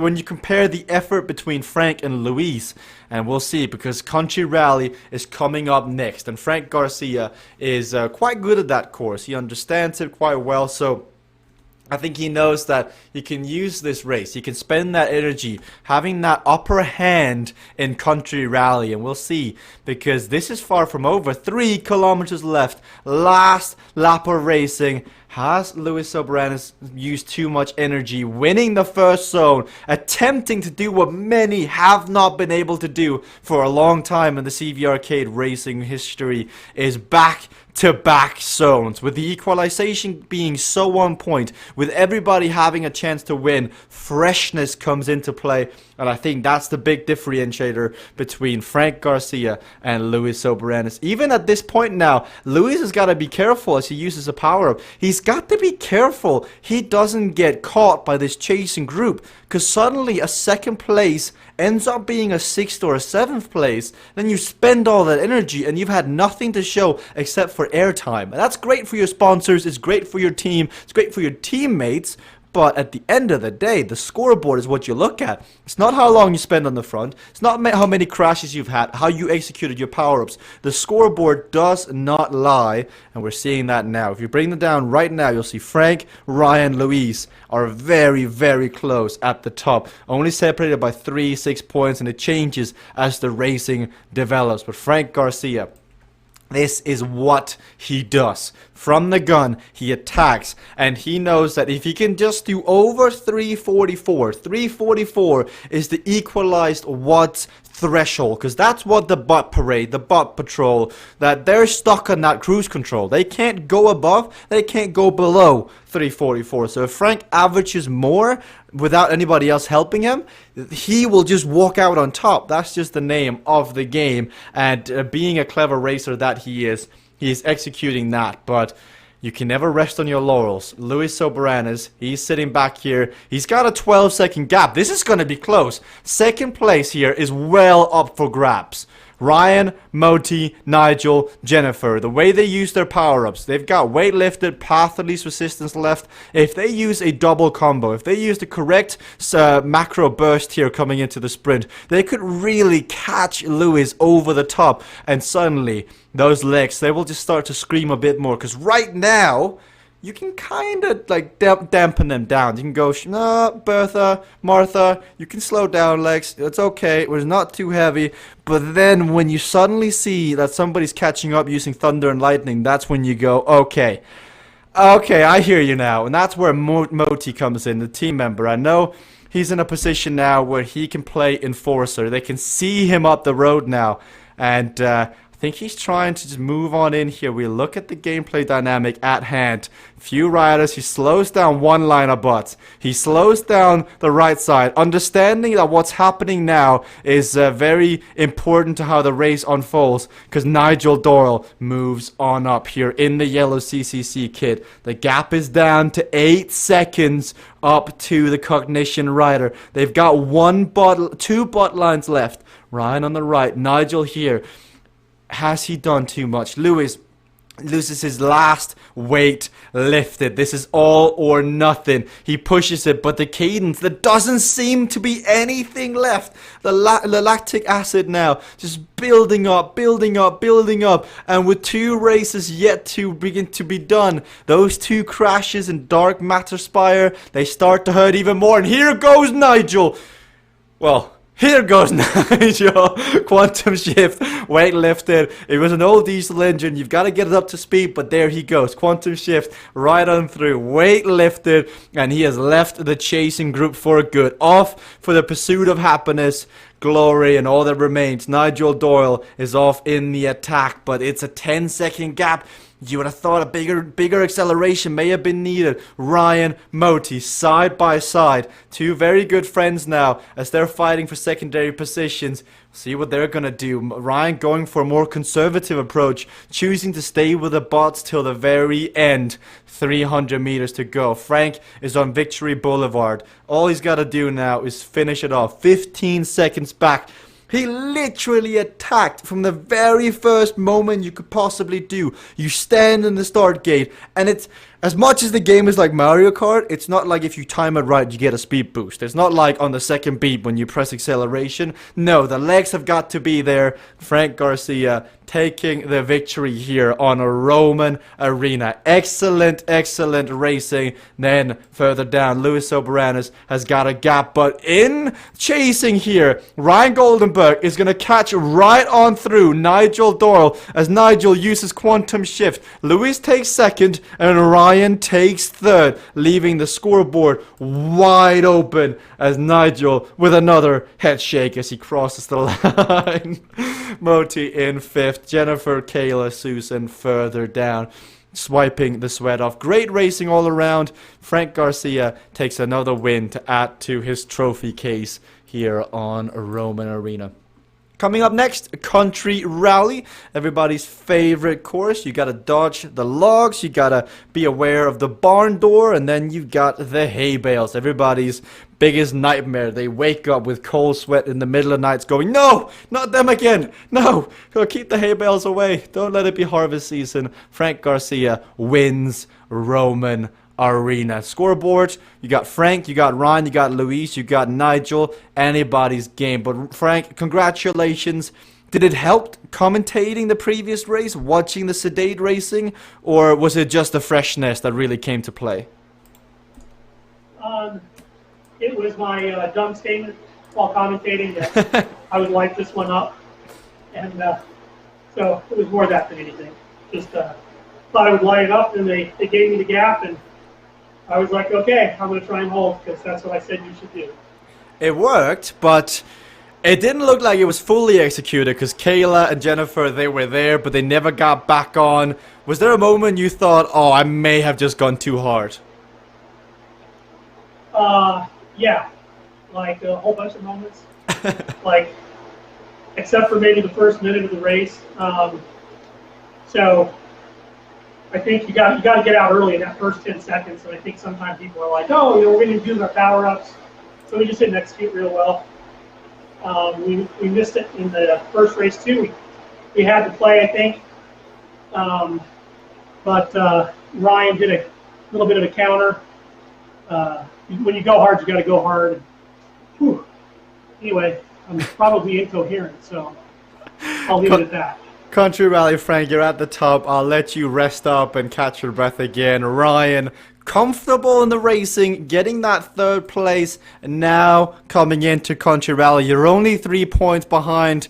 Are you getting deja vu? Is there flashbacks from the previous zone?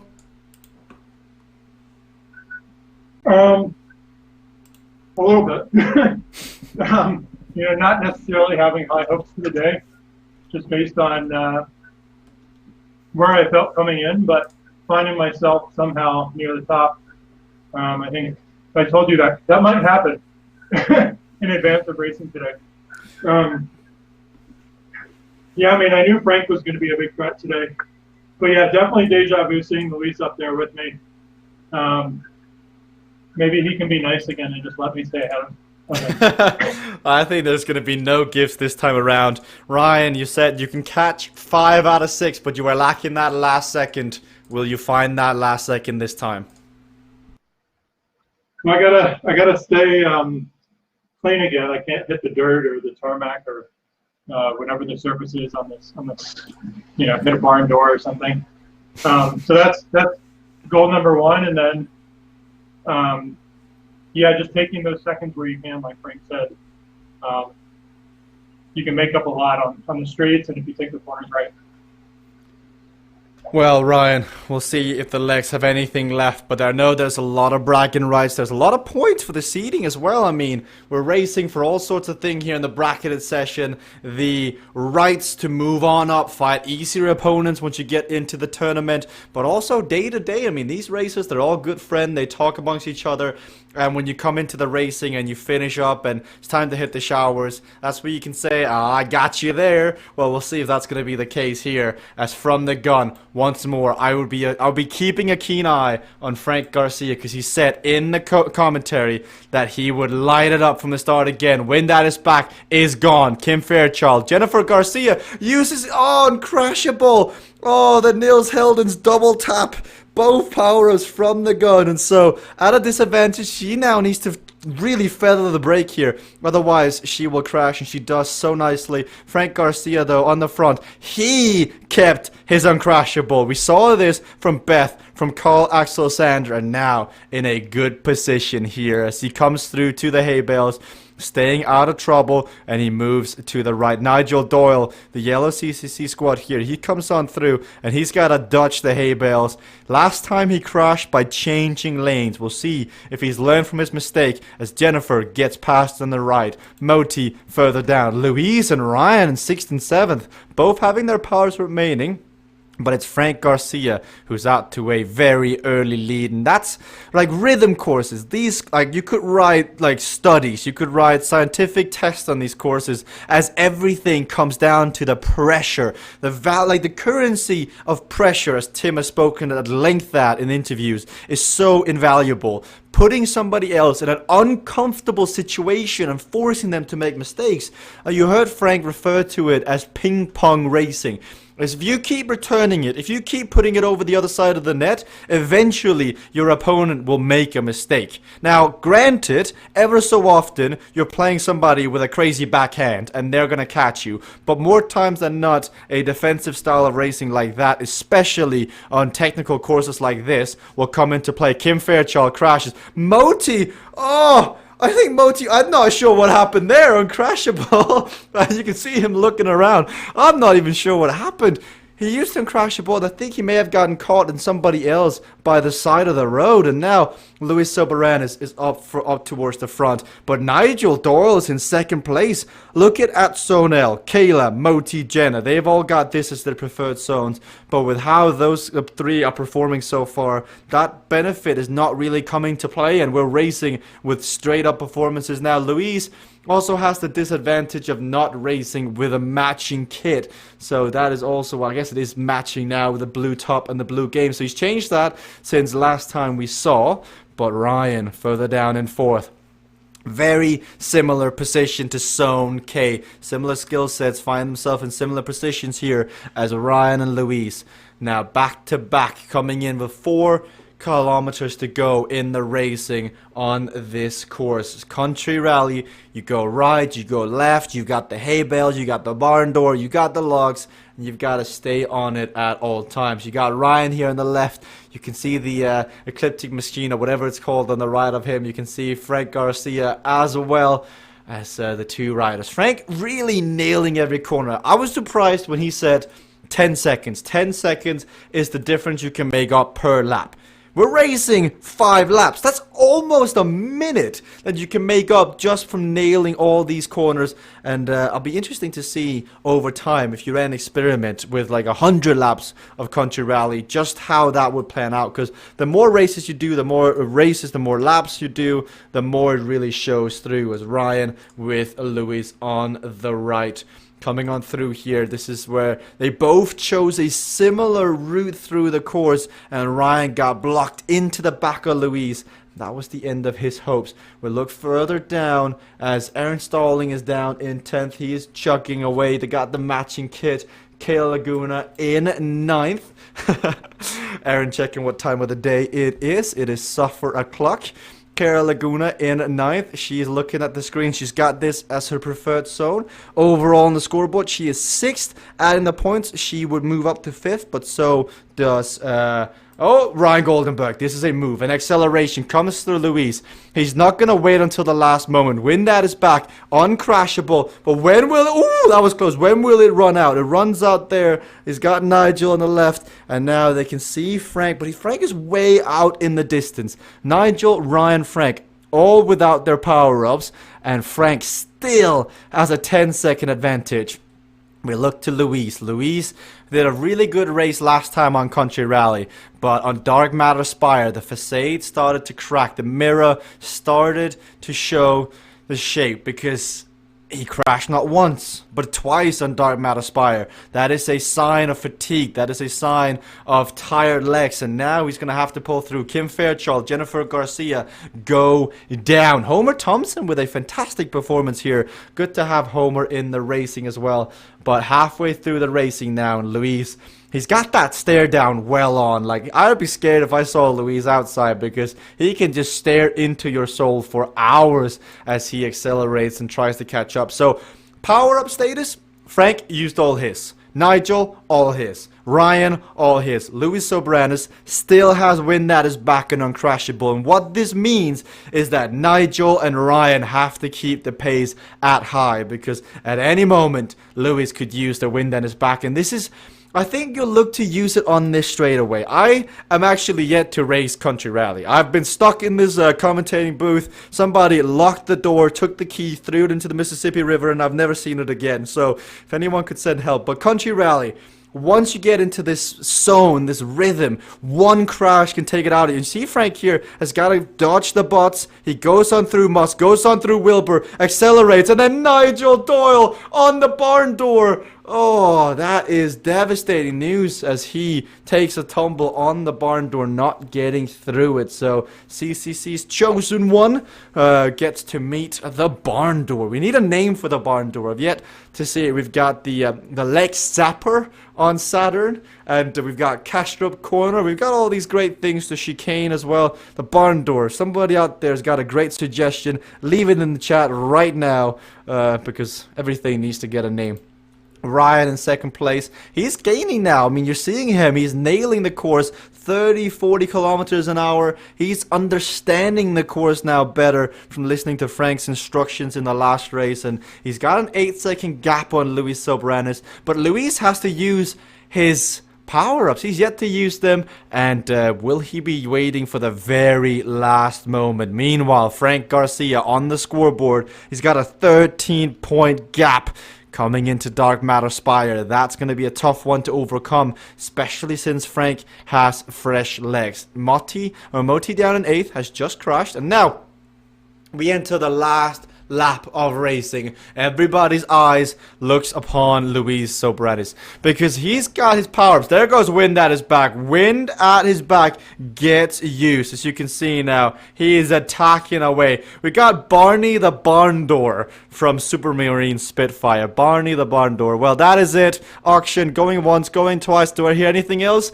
Going 3 times sold to the gentleman in the back with the nice hat. Barney the Barn Door has it been named here on Country Rally. Luis used wind at his back. Still has uncrashable, but I think at this point, no matter uncrashable or not, it looks to be a good fight. Even for the win here, I mean, Ryan has really been pushing it. To get within 7 seconds of Frank is a very impressive task here, as the Canadian is pushing Frank. But Frank shows once again why he is so dominant. He backs up what he's saying, because it's not easy getting onto the broadcast as a color analyst and say all these things and then having to literally back it up half an hour, 45 minutes later. And so Frank having that additional pressure of having to perform based on his ability, what he said here to you guys, it is impressive. 300 meters to go, 5 seconds is the gap. Once more, Ryan Goldenberg, the bridesman, not the bride,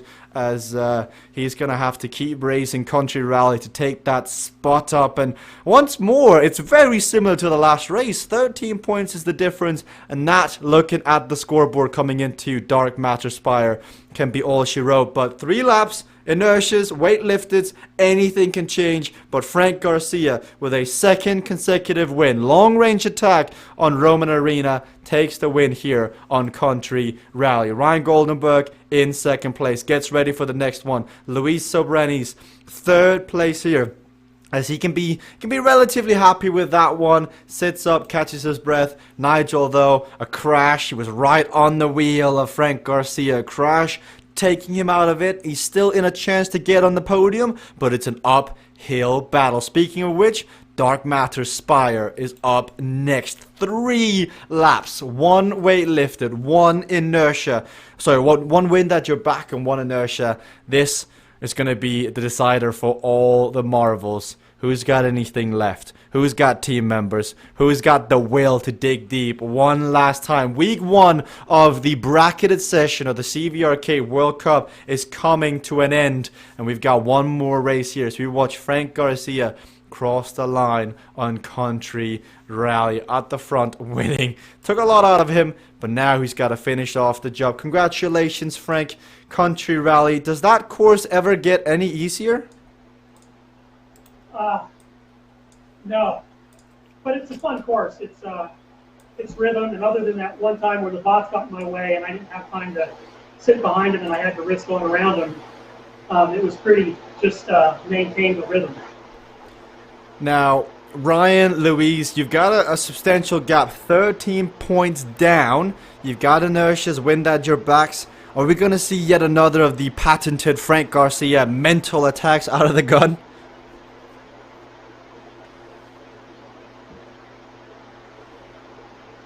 Oh.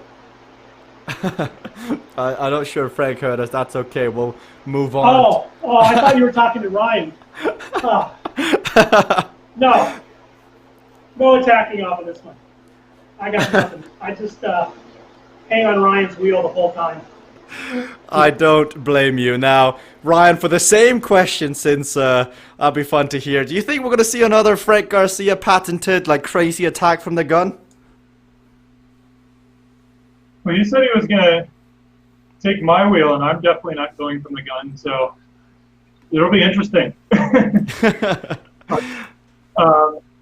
I don't know. That's kind of Frank's signature start, so I'd be surprised if I saw anything else. Oh, a bit of cat and mouse, bit of poker being played, but last race, Ryan, you were up there. It was a tough ask. You needed help from Nils. You needed help from other racers. This time, it's all in your hands. You need to catch 13 points on Frank. That means you have to win. Frank has to be third. Do you have it in you? Well, and I mean, if you add bonus points, he's got his team kit on, and I don't. Although Frank said he wasn't taking points in this session, so maybe I'm in first. I don't know. Oh, everybody taking the technicalities, bringing out the rule book on the rule book master. I like it. This is more fighting talk. Speaking of which, Luis beat you last time. Is he gonna beat you again? Trying to see if Jeff's still around. Looks like he left our team comm, so maybe not. So it'll be at least 2 against 1 again. So more than anything, it's probably going to be another mental battle. Oh. Just hope Nigel doesn't get in my way. Sorry for the words, Nigel. I'm glad I wasn't on audio last time. 40 seconds to go. I would love to hear a word from Nigel. Nigel, are you going to get in Ryan's way for this one? Well, I'm trying not. The one of the race before, sorry about that. That wasn't deliberate. I just was changing lane and I didn't really see him coming up behind me. Sorry about that because he was really going fast. And, yeah, smashed into the back of me. Sorry about that. Oh. Apologies all around. First we heard from Lewis, now we heard from Nigel. It's a very apologetic crowd today, but gotta be ruthless to be on the win. You gotta take it all in stride. And now we get ready. The eyes are on Frank Garcia as he is in a winning position here. This table is stacked in his position, in his direction, as from the gun, being true to his word, no attack just yet. But with the way the points are set up, now, Ryan did mention he's missing out on bonus points. All that we leave up to the Executive Commissioner, Rene Valides of Cycle Data points. Neil Stewart, though, out of the gate early here, 25 seconds. We'll see if he can make it to the end of the race here as Ryan Goldenberg down in third on the wheel of Frank Garcia. Kim Fairchild on the right. Kim Fairchild has been excellent. We need to get Kim on the stream here because he's been up there hitting 200 equalized heart rates. I want to see what that looks like. But Frank has got a little entourage. He's got Neil Stewart on the front. He's got Kim Fairchild on the back, pulling out all the stops for this one. And the 3 Team CVRcade riders are riding away. Ryan Goldenberg, Nigel Doyle down here. Moti trying to help the 2 blue riders. You can see them on the right. Eli, Samuel, they're coming through. as well. But at this point, this is the 8th of 8 races for some of these racers. Fatigue, mental fatigue, the desire to dig deep, that comes all into question. But then you gotta realize there's ice cream, there's crisps, there's all the cake, there's all the pop, there's all these nice things. And the quicker you get to the finish line, the quicker you can indulge in all these nice things. But you gotta get there first. As on the front, Moti Pikelny once more lends his services to his teammate Luis Soberanis, attacking. You can see what he's doing here. So why, like, there's no wind in this race. And you heard Frank in the color commentary in the earlier zone say that's massive. And the reason why that's massive is it makes it easier to draft other riders as Moti Pikelny uses wind at his back. And I think it's more of a defensive power-up at this point. He doesn't have much left in the tank, so perhaps he doesn't want to pair it with an inertia. He wants to keep Frank and Neil Stewart within grasp, because look at this. Neil Stewart, Frank Garcia off the front together, trying to use the draft. Oh, wait, I got something. Wait, what's happening here? Moti's screen, I just saw something come into the screen and off the screen. I think Moti might have a little young helper by the side. Happy to get involved in the broadcast. There you go, once more. Well, hey, little helper there. I hope one of these days you need to get on the bike yourself. And Moti, multitasking to the extreme. Not only does he catch Frank Garcia. Oh God, I absolutely love that. As I'm not sure if we should just stick on this. I'm not sure if that's encouraging the wrong behavior. We'll help Moti and we'll swap off and we go to his teammate, Luis Soberanis. All I can say, Moti, is the best way to get him, to teach him just exactly what you're doing, is to get him on a bike. And then we'll see if he decides to do that next time around, once he understands what being in your shoes is like. Luis in 3rd place on the scoreboard. 2nd and 3rd is still up for grabs, and you heard what Ryan said. If Frank Garcia, I think in the points wise, I think Frank is not counting. So on cycle data, he doesn't count. But for the Omnium itself, the Omnium win very much does count. But in the points category, no. So Ryan and Luis are battling for points on the cycle data website. Meanwhile, Frank is out here wanting to win the Omnium. Luis has dug deep as well, and now he's got to finish this one off. Ryan Goldenberg, once again, his impromptu teammate Samuel out here. They're working together. Maybe offered him a peanut butter jelly sandwich or two for his services, as you can see on screen now. I'm not sure if butts take to that sort of medicine or that sort of food. Maybe they like a Nutella sandwich more. We don't know. Maybe we'll interview Samuel after this, as controversial food discussions continue in the CVRcade racing world. Frank Garcia has got Eli, and Eli, this man is a legend. We saw Eli on the front get his 10 seconds of fame on mountain bike by Jesper before he very abruptly ended his 10 seconds of fame by crashing into Kastrup corner. I think he just wanted to know what it felt like to be Peter Kastrup, like the majority of us do on a daily basis. On the inside, Moti Pikelny now free of any distractions beside him as Luis gets in on the wheel. And you can see the drafting here he's going to have to put through. He's changing. I think both Luis and Moti are both babysitting their children while racing live here in the CVRcade World Cup. And so Luis, I think he's changing the audio on a distraction device for his children on the side. So Team Cognition, more like Team Dads of the Year here, as they're pulling on through at the front. Inertia being used by Moti Pikelny as a defensive tool, not something you see often, using it defensively to try and maintain a gap, because what they've got to do is ride Frank off the wheel. Not only does Ryan have a chance, Luis has a chance as well, but he needs help from Nigel, he needs help from Ryan, from Homer, from everybody out on course. And now Frank's just going to slot in here on the wheel of Luis Soberanis and Moti Pikelny of Team Cognition. If I was a freelancer right now, if I was a racer without a team, I would be looking to Team Cognition. I would be looking to Team Velocity Vixen. The racing they displayed today in E and K and L, the two teams have really dominated in the way they raced. And I'd be thinking, Moti, Beth, Ryan, I'll be knocking on this their significant doors and being like, can I get in? It's kind of cold out here. But further back, Ryan and Samuel. Nigel has hitched a train as well, so the picnic has extended its invitation here. Nigel bringing the beverages here as they're sitting on their blanket. Nigel further back, 2.8 Ks to go. Now coming up, the last lap of the day here in Saturday's Zone L racing in the CVRcade World Cup. Racing for a share of $25,000. The stakes are getting higher and higher as we get further into the bracketed session. One lap to close out the CVRcade World Cup bracketed session. Week 1. And we've got 2 more weeks coming up. Ryan, though, satisfied with just sitting in. Nigel Doyle further down. Frank Garcia as well up here.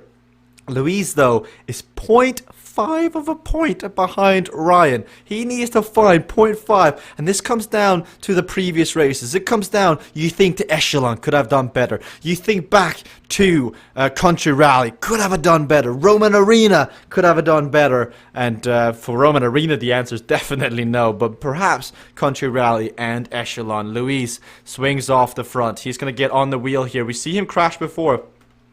Oh, sorry, Moti gets off the wheel. Moti gets off the wheel, and now he will let go. He's done his turn on the front. Luis Sobranis now. Him versus Frank Garcia. One zone wasn't enough. Back-to-back zones here with 1.9 kilometers to go. They've got weight lifted. They've got inertias here, as we see further back. So we watch Nigel Doyle attack now. He uses weight lifted. He sprints. He uses everything. One hand on the keyboard. He passes Eli on the left. Eli further up the road than some of the real racers here today, as Nigel Doyle, 51 Ks an hour, is accelerating. Frank and Luis, neither of them have used theirs yet. Ryan uses his now. He's also going to get a power up here, inertia. He needs to be careful of Moti. Moti's going to slam the door, or not. Oh, I think he tried to, but I think he may have just pressed the wrong button. Nigel gets past. Ryan in third and goes up ahead of Luis Sobranis here, as Frank Garcia is just riding him off his wheel from one moment to the other. We go back and we watch Nigel, we watch Moti, we watch Ryan,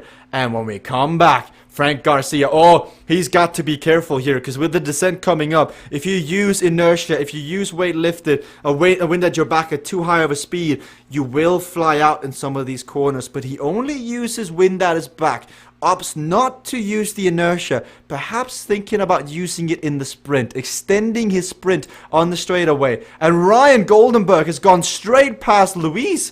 And so, that long race, sticking with Samuel, paying off, giving those peanut butter jelly sandwiches, that's really been the secret here now, as he finds himself in second place, 5 seconds off Frank Garcia. You can see on the right, he uses inertia to the best of his ability. 52. Alternative uses of inertia here on display is not using it on the incline, but instead on the descent to get a bit of a respite and get back in. 500 meters to go. Luis Sobranis will fly further down. There's a chance for Nigel Doyle as well to step up and take the 3rd spot on the podium here. But the win is very well secured by Frank Garcia. 300 meters to go. Everyone's power-ups are out. Homer has got one last salvo to go. He uses wind at his back. But as once more we get on the straightaway, Frank Garcia took the win in Roman Arena. Took the win in Country Rally. And here in Dark Matter Spire, Team CVRcade saying, hey guys, do you remember us? We're still here. And you see Frank sipping up the jersey, happy with that one, winning the overall, winning the Omnium, winning the 3rd consecutive stage. Ryan with a very great result across both Omniums as well here. Seems to be very content with being the bridesmaids, as Nigel, well done Nigel, beats Luis Sobranis to the sprint. The effort that these guys produced, the results they had, it was very, very good racing. Homer and Moti coming to the line. Moti, I'm sure he can be very proud of his team's efforts today, as Samuel goes, hey guys, any more sandwiches? He crosses the line. Good racing. Let's see Frank crossing the line one last time. Dark Matter Spire gives some very alternative racing, because we saw earlier today that everyone used their power-ups on the first incline. Thomas Tibbling, Nigel Doyle, they used it earlier to try and get away. Here in the later races, it was used as a defensive tool. Moti, when that is back, inertia on 2 separate laps. Frank on the very final lap, but over the top, after the top. So very different racing. But congratulations, Frank. That win looked like it meant a lot to you. 3 consecutive wins in a row, and the Omnium come the end of the day. Safe to say you're satisfied with that one? Satisfied to tip my hat to Team Cognition. I was hoping Luis would come with me. They pulled, and I wasn't talking to him, but I'm sure the plan was Luis first in that race, me second, and reversal on the Omnium. So great team play. I may have gone just a little too hard, but I imagine Luis was also a little tired. I couldn't wait because Ryan was going to come. And I think most people use inertia on the uphill, but I was going to wait until the gap came down after Ryan used his inertia so that I could put that final stake in the heart, so they say, and sort of kill the spirit. I also didn't want to crash, right? Like, you don't want to go too fast. I think you called that out. You crash there and it's all over. So better to go slow to go fast. What was it like? Because you were part in 2 parts of the racing today. First, you got to co-commentate, and then the second one you got to race. What was that experience like? Oh, I love the commentating. There was even one thing, we were talking about the wind, and I always joke that I hate the wind, but of all the things, I thought, teamwork would make sort of pack dynamics better, like more packs, less, breakaway efforts, and just the drafting in general. But really, what does it, I think, is the wind, because people don't like being out in the wind all by yourself. You hit that headwind and you feel it in your legs, and so it's much more comfortable in the pack when you're getting a draft.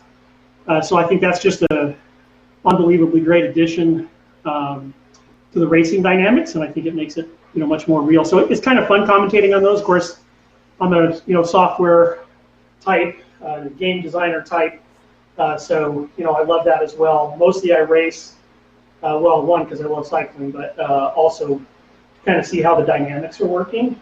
So the racing was great fun today. I mean, Neil about killed me. I wanted to go easy, and then he had a different, Neil's my coach, my cycling coach from decades back, and I guess he had a different idea on how that should be executed. So at one point, I think he had a dropout or something, or he gave up, and I was like, okay, now you got me out here all by myself.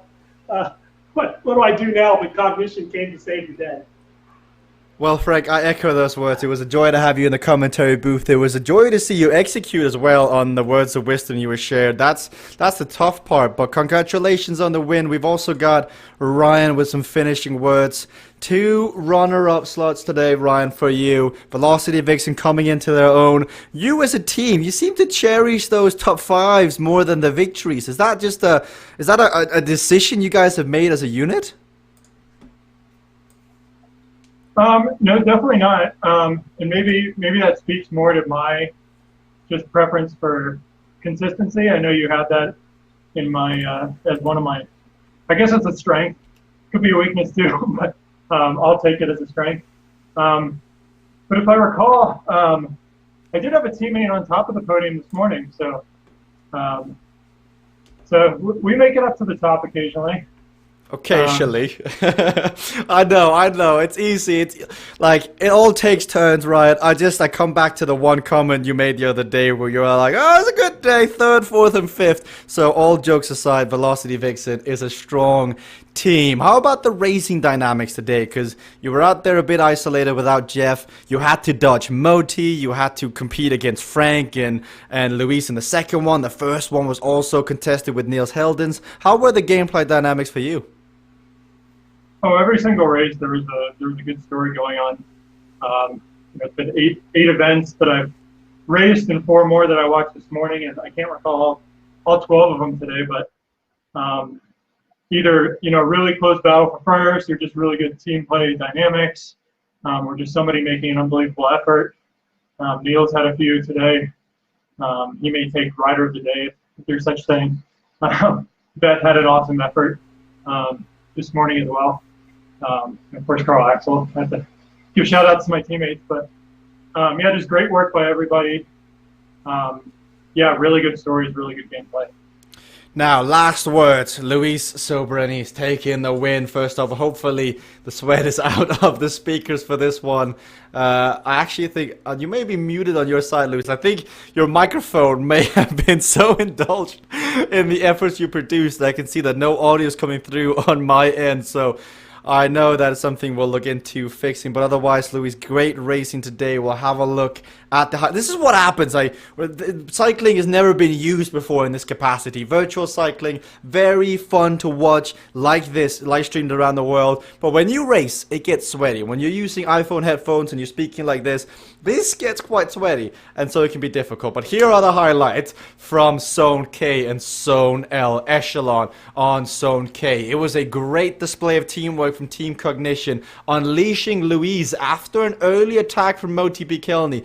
And they tried to do this, and they've done this before. They're shaking up the meta, the method in which you play the game. Because for Echelon, for the longest time, no skill events. You just wait for the last 100 meters and you go. You get lucky if somebody timed their power-ups, but that's about it. But now, over time, you realize, wait, I can affect the result. If I attack, I have numbers, I am willing to sacrifice one team member, and if nobody reacts to it, fine, he's going to go on to win. But if everybody reacts to it, my teammate can sit in the draft, and then go over the top, and no one's going to react. And the whole gameplay dynamic of the game continues to evolve as the meta changes every week. Racers introduce new elements as teamwork gets more and more apparent amongst the different racers. Suddenly, you're no longer left out to dry. Suddenly, it's not just how strong you are on the day, but how strong the collective is. And we really saw that today with Cycling Hub, with Velocity Vixen, with Cognition, and to some extent Team CVRcade.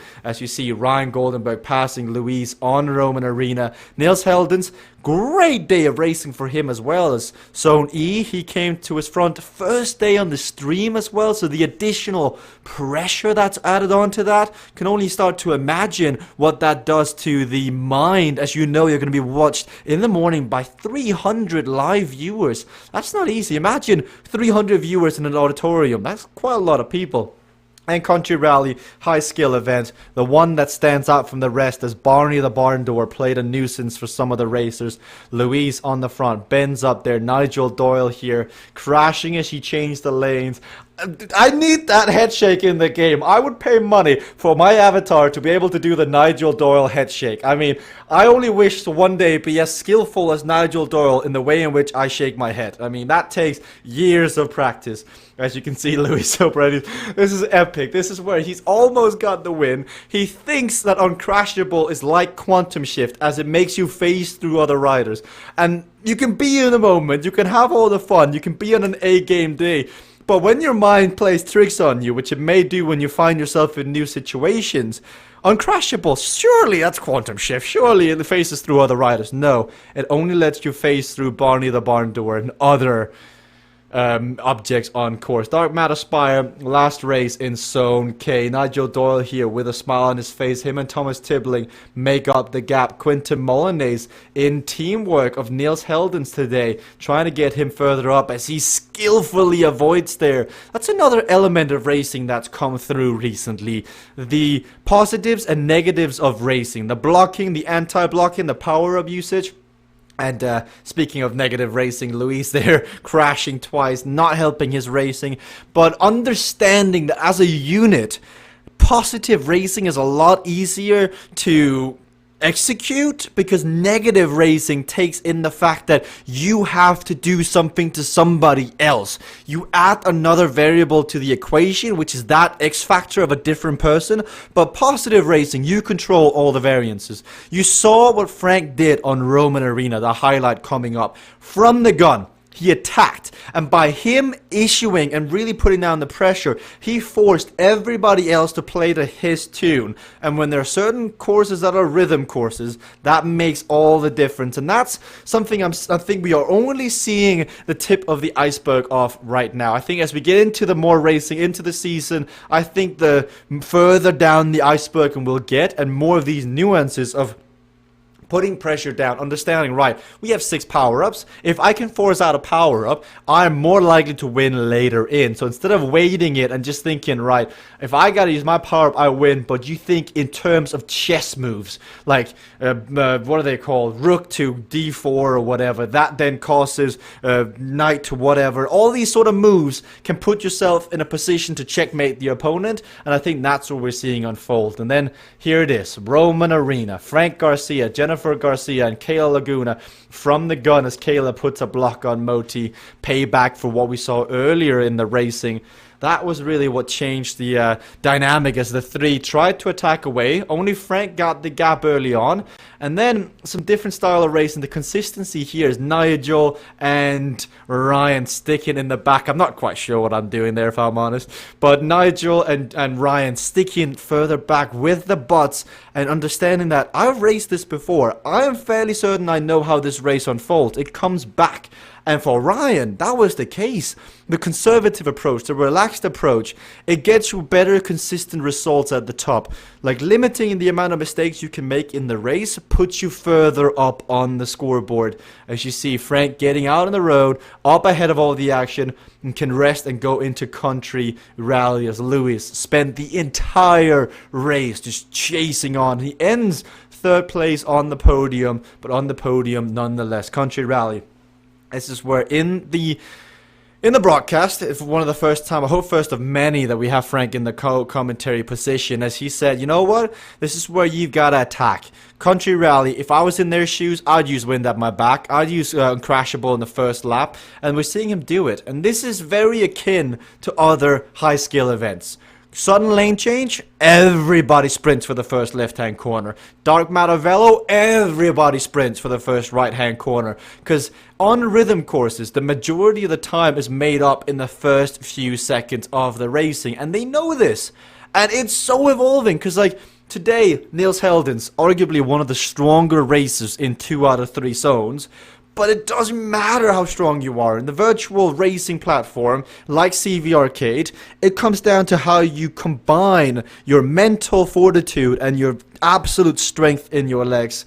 And today, that involves country rally. You can be a beast on Echelon, you can be a beast on Roman Arena, you can be a beast on Dark Matter Spire, but none of that matters if you can't execute on the high scale event. Dark Matter Spire, last race of the day. Absolutely love Moti's kit there, helping us make the broadcast even better. It's the personalities, it's the streamers. Ryan showing the peanut butter jelly sandwiches. Nigel just wanting the suffering to end here as he passes it. But in the end, Frank Garcia taking 3 out of 4 wins here in Zone L. And without further ado, that marks the end of the first week in the CVRcade World Cup bracketed session. Next week, week 2, more racing, same faces, more stories, more hurt, more pain, more joy, more entertainment, all right here on the CVR World Cup Mixer page. Click that follow button down below to never miss another stream. Next stream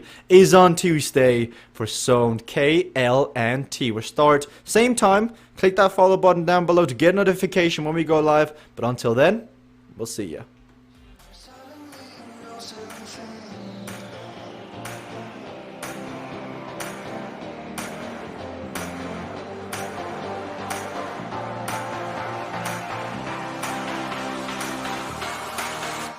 But no, Beth, York goes crashing down. Determination, the suffering, the ability to... And she's unleashed everything in this attack. See just how much that win means to him. All the marvels. Kayla versus Allison, and to the line.